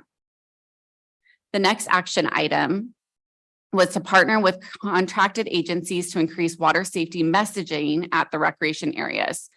The Sheriff's Office has collaborated with the Army Corps of Engineers at Lake Hogan, the Bureau of Reclamation at New Maloney's, and East Bay Mud at Comanche, educating on safety laws for consistent enforcement and education of the public. This Sheriff PIO increased regular social media releases on water topics. The next objective was code compliance update. Part of the action, or one of the action items under that objective, was review, update appropriate county ordinances for consideration by the board. Building and code compliance received direction from the board in May 23rd. Draft procedures for voluntary abatement and citation extensions are completed and pending council review. Draft changes to the ordinance 8.06 are complete and pending council review as well. The next action item, develop best practices to increase interdepartmental coordination. Building held interdepartmental track it training and commenced implementation and improved plan review routing with planning and public works departments, environmental health. That's the end. No, I wish. No, I'm just kidding. It's actually it's a lot of good stuff here. Next is enhance education and outreach for residents and businesses. Public handouts have been developed for code updates and are available on the website.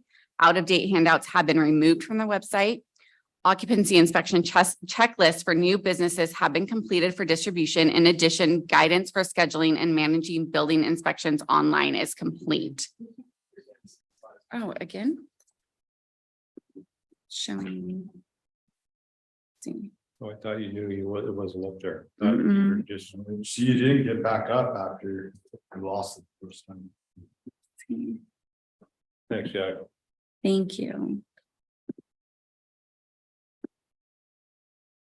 I thought she knew Okay. it wasn't up there. There you go. Okay.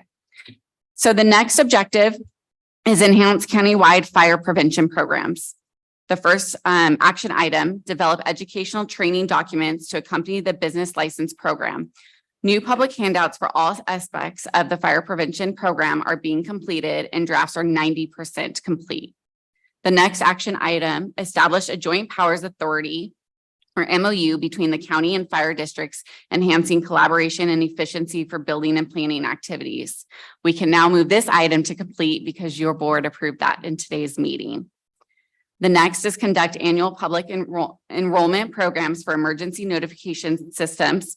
OES has conducted outreach at local assistance center and disaster recovery centers, as well as had several town halls throughout the county. Our next objective, enhance our community neighborhood watch program. First action item, building strong community and governmental partnerships. The Sheriff's Office is holding regular town hall and community meetings in all areas of the county. Additional meetings are scheduled as requested. Next action item, further take advantage of technology to enhance safety. The sheriff is utilizing crime analysis and sharing of statistics for patrol development and communication with community groups. Continued evaluation of a new crime tracking software and other technological advancements is underway. The next action item, promote expansion of neighborhood watch groups. Deputies and sheriff volunteers hold regular neighborhood watch group meetings with existing groups and speak to new members. Promotion of the program expansion is underway to establish new groups and ties into the town halls listed above. Next action item is enhance the use of social media platforms for information sharing. The sheriff's office has expanded their social media platforms and increased their public alerts campaign. Implementation underway for utilization of QR codes for quick dissemination of appropriate info routed to citizens more easily. Oh, there's one more under safe and healthy communities. Reduce homelessness. So this action item enhance wraparound services for the homeless population. Behavioral health bridge housing grants successfully secured, which will create and build on the wraparound services and case management services to stabilize those in supportive housing, as well as create additional avenues to supportive housing. So our next strategic focus area was a balanced economy. The first objective is a balanced support of services and planning for our residents and visitors. The action item is capitalize and promote activities related to recreation tourism by developing a comprehensive approach and dedicated human resources. Parks and Recreation study session held in May of 2023, the board gave direction for a Parks and Rec master plan. That our RFP went out and closed in August. Our next step is to finalize the proposal scoring and enter into contract negotiations, with the contract coming back to the Board of Supervisors. The next one is increase small business opportunities in depressed industries. That action item, through development of a marketing plan, promote manufacturing in regions with existing resources. You received a presentation on the 2023 through 2028 Comprehensive Economic Development Strategy SEDS in August, and the next step would be to adopt those SEDS. The next one is attract additional businesses to Calaveras County, streamline permitting processes for business. Building held an interdepartmental track it training and commenced its implementation of improved plan review routing with planning and public works, environmental health, and on-site wastewater coordination to begin in September. The last one, protect and enhance local discretionary revenues. The action item is to hold a revenue workshop for the board to identify types and trends of general fund discretionary revenue. That revenue workshop is scheduled for November 2023. Workforce excellence. The first one is invest in employee training and development. One of the action items is to create an annual department head workshop focused on organizational success, priorities, and efficiencies. Human Resources is currently working on scheduling a Lean Six Sigma training for our department heads. The next action item, complete due diligence and implement an employee evaluation system. HR has rolled out NeoGov forms and is currently rolling out performance system, which will be going on through September. Next one is incorporate best practices for employee recruitment and retention. Review and determine best practices for the classification, review, and compensation. The county entered into a contract with Evergreen Solutions in July for a classification and compensation study. Work started in August and should be completed by the end of January in 2024. The next objective, career development for employees and organizational succession planning. For the board to consider, create, and provide resources for in-house training and development opportunities such as leadership, supervisory, and general programs for all employees. HR is developing an internal mentorship program through the NeoGov onboarding. They're providing leadership training for all department heads, and they will start back up with the supervisor management training, or they did start that back in April. The next thing is exciting because it's actually completed items. So the first completed item under workforce excellence is to engage in development of Calaveras County Governance Manual. The Calaveras County Board of Supervisors, interim CAO, and County Council participated in 3 days of workshops with BK Consult to develop the now completed Calaveras County Governance Handbook and companion self-assessment tool. The handbook outlines practices intended to build trust and sustain positive board relationships and define a culture of quality, equity, and respect.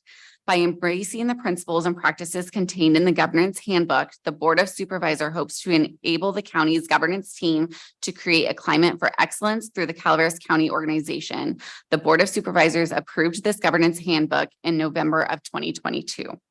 The next item that's been completed is to consider development of enhancing internship programs with high schools and colleges. The county partnered with Motherlode Job Training to bring in high school students for a workforce development program during the summer. Animal Services, PATV, and Human Resources each had a student during the summer.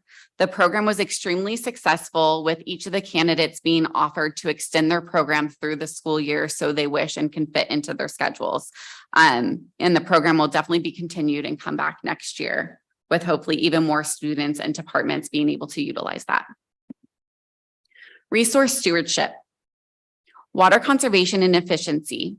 The first action item, partner with local water and sewer agencies. Quarterly utilities coordination meetings happen through CCWD. The next action item, support special districts and associations in implementing and advocating for water conservation measures. Environmental Health has posted a link to the California Water Board State Water Resource Control Board Water Conservation Portal for tips on water conservation. This collaborative effort will be ongoing, and handouts will be available through EMA Department public front counters.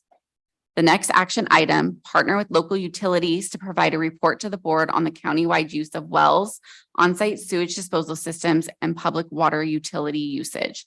The planning department has reached out to CCWD and other local utility agencies and will coordinate with environmental health to provide a report on the county use of wells, on-site sewage disposal systems, and public water usage. The next objective is to reduce fire hazards. First action item, increase recycling opportunities for bio-waste through diversion projects of green and wood waste. Integrated Waste Management coordinated with Caltrans to offer 12 California Clean Days events throughout the county to residents. These events curbed illegal dumping, proving to be successful by disposing of thousands of tires, mattresses, and appliances. These events are held at no cost to the county or the residents or the county. Integrated Waste Management will continue to work to recognize opportunities for partnerships and evaluate district-specific needs. It's a priority of Integrated Waste to identify how the division can best serve, collaborate, and enhance efforts by considering logical solutions that would bring value and support to the strategic focus area. Integrated Waste is preparing to engage in a comprehensive federal grant process with the intent of implementing upgrades to the transfer stations that would support operational fluidity and encourage recycling efforts by making facilities more convenient.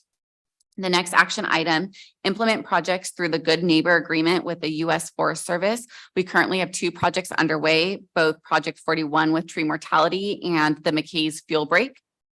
The next action item is identify additional funding through grants or other resources for local fire protection districts to mitigate fire risks such as fire breaks and further identification of evacuation routes.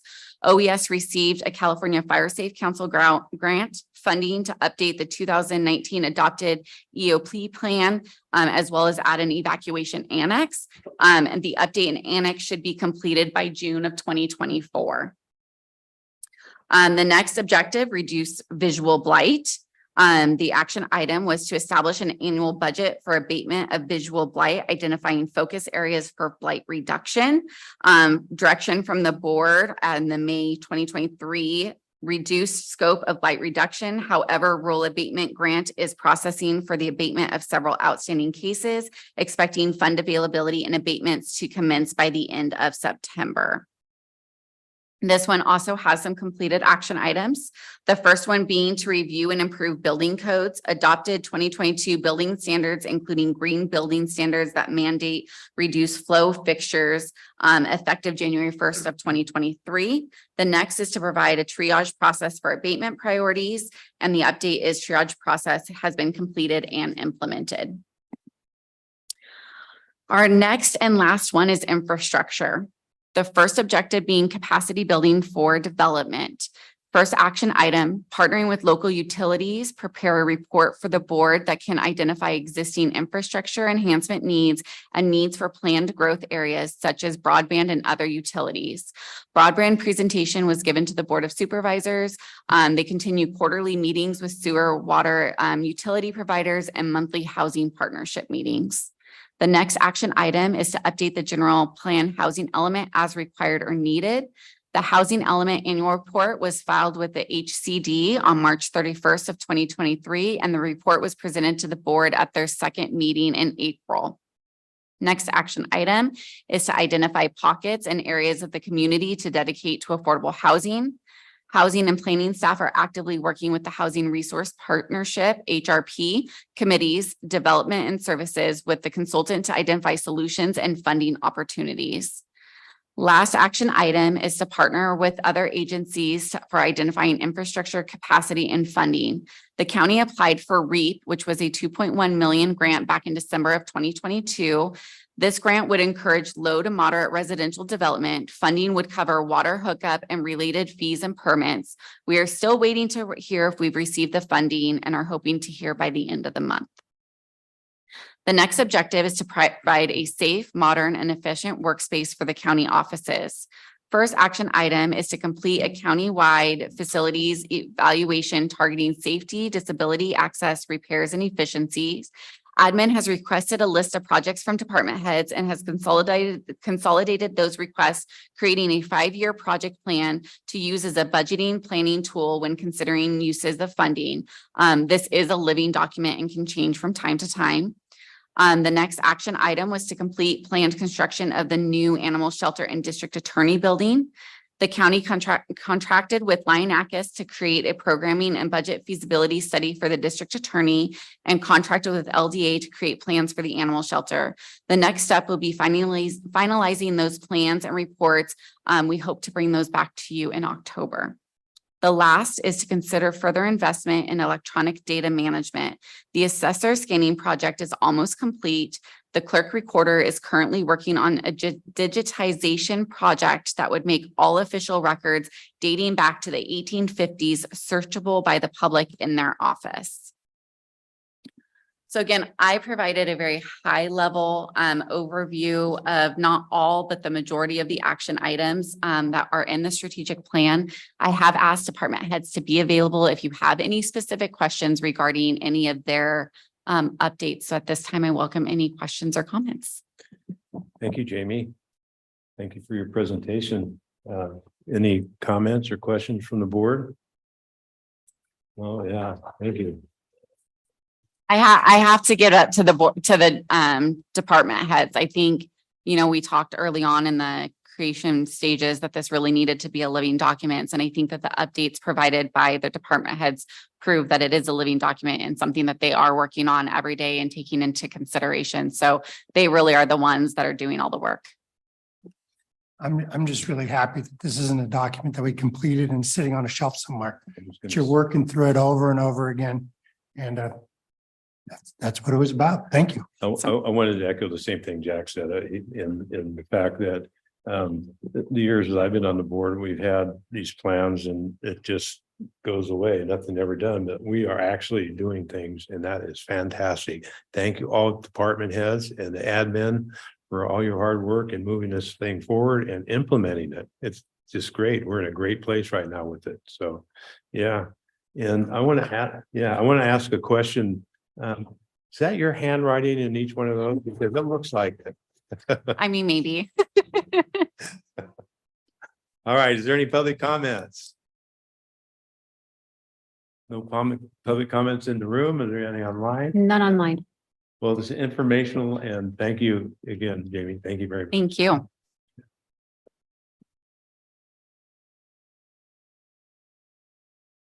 All right, we will move on to item number 23. This is an action item from Human Resources. It's approved comparable agencies for the classification and compensation study. And this is Judy Hawkins. Yes, good afternoon, Good Chair afternoon. Tofinelli, members of the board, Judy Hawkins, Human Resources and Risk Director. So I'm bringing before you today one of the first items that we need to get to our contractor for them to move forward with the study that they're working on. And so this is a countywide classification and compensation study that we are doing. It is not specific to any bargaining units. It covers all 6 bargaining units, elected officials, appointed department heads, and then those of us that fall under unrepresented. And so what we are bringing to you, the list that we are recommending, our contractor has given us 20 target agencies to bring to them. We don't have to do a full 20. but the more that we can have on the list, the better, because they try to make sure that each of our classifications that we have benchmarked have at least 5 comparables. And so that we have a better idea of what the true salary comparison will be and total compensation. And so the list that we're providing you are the agencies out of our MOUs, neighboring agencies, or agencies jurisdictions that we are losing employees to. And so it is up to the board on which ones they would like to approve. But like I said, the more agencies we have, the more accurate the data will be when it comes back. Also, some of our agencies that we're recommending are much larger. And so one of the nice things about the contractor that we are using, they will take that into consideration and appropriately weight that agency. So we're comparing a little bit more apples to apples. To give you an example for like those agencies that are surrounding us, I did a quick review of our addresses and where our employees are living. We're up to 22% of our employees are living outside of the county. When I first started, it was, I think, under 10%. And so we do have quite a few of our employees outside of the county. Right now, Valley Springs has a third of our employees. And so we have 190 employees in Valley Springs. And so overall, we have 62% of our employees, it's easy for them to commute to other areas, even with the price of gas. And so that's why it's important to include those agencies such as Stanislaus, San Joaquin, that we're recommending. So I would love to answer any questions that you have. I have a question. How did Fresno end up on this list? So that is a very good question. And it is in the SEIU MOU. And so we have included in the list all of the agencies that are in the 3 MOUs that have agencies listed. And we have 3 MOUs that do not have comparable agencies listed. Okay. Any other board questions, comments on any of these? We did include some cities in here because we have lost quite a few. We have lost several employees to Ione and Jackson. And so we have also included the cities that are closer by. Up to 20, we have 18 here. Is that correct? I think there's 2 on the back. Oh, I did the same thing earlier. yeah. Yeah. Nah, Jackson, I own her on the back. you got me on that one, Judy. Any other questions or comments? We'll open it to public comments. Is there any public comments on this item? Seeing none in the room. Are there any online? None online. We have none online. Well, I'll bring it back to the board. This is an action item. I'm open for a motion unless there's any other comments. Just a general comment. I think we have at least 3 MOUs that include different areas that will be included in this as per the MOUs. Are all those from all those different MOUs included on this? Yes. Excellent. Then with that, I'm more than willing to put forward a motion based on this list of 20. Motion by Supervisor Stopper. Do I have a second? I'll second. Second by Supervisor Hubbard. All in favor? Oh, I gotta do a roll call. Sorry. Okay. Supervisor Stopper, Aye. Supervisor Hubbard, Aye. Supervisor Garamendi, Supervisor Fallendorf, Aye. Chair Toffenelli. Aye. Thank you. It passes 5-0.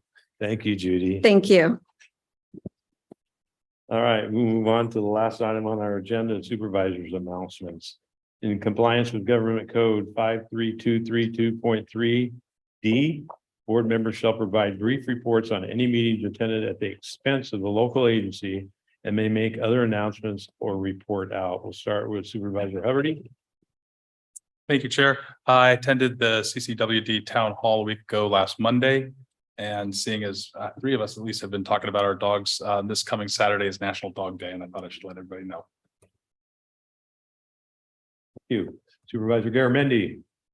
Lots of Golden State Connect Authority meetings. You guys got updated, just back and forth to Sacramento, more than I'd like, but we're almost there. Good job. Supervisors Follendorf. And nothing to report other than just thank you to the board for allowing me to join the meeting today remotely. And thanks to staff for coordinating the logistics with the technical. I'm still currently up on the Smith River Complex, which is across the Oregon border, and I will be here till probably about September 1st or September 2nd. So I will see everyone in person at the next board meeting. All right, thank you. Supervisor Stopper. Sure. Yes, I am. Okay. I was looking up here. No, it's all good. It's all good. We went down the line like it was here. Let's see. Nothing to report beyond a lot of public comment this morning, and I'm interested to see how you're going to direct us and lead the way on how we're going to address these issues, Mr. Topanelli. Well, thank you so much, Supervisor Stopper. And I have nothing to report at this time. So CEO Teresa, do you have any comments? I don't have anything to report, but I would like to thank my administrative team. As you can see, they've been doing quite a bit of work to make sure that our strategic plan is moving forward, and I couldn't be prouder of them. They're all phenomenal folks. So just wanted to make that comment. Oh, one other thing. Supervisor Stopper, one other thing. I want to thank Stacy, our board clerk, for this wonderful vegetables. They're all in here. I should have done it earlier, and we should have put her online and put her on full flame. Thank you, Stacy. You're welcome. Sorry, I'm saying it too. You're You're welcome. Enjoy. Thank you, Stacy. Amanda, yours will still be sitting here when you get here in 2 weeks. No, Amanda, I'll bring you fresh ones. Thank you, Stacy. Thank you. Miss County Council. No comments? Robin from the clerk's office? Nothing? Oh, Susan, anything? I have lovely new kittens. Oh, that's great. And with that, we will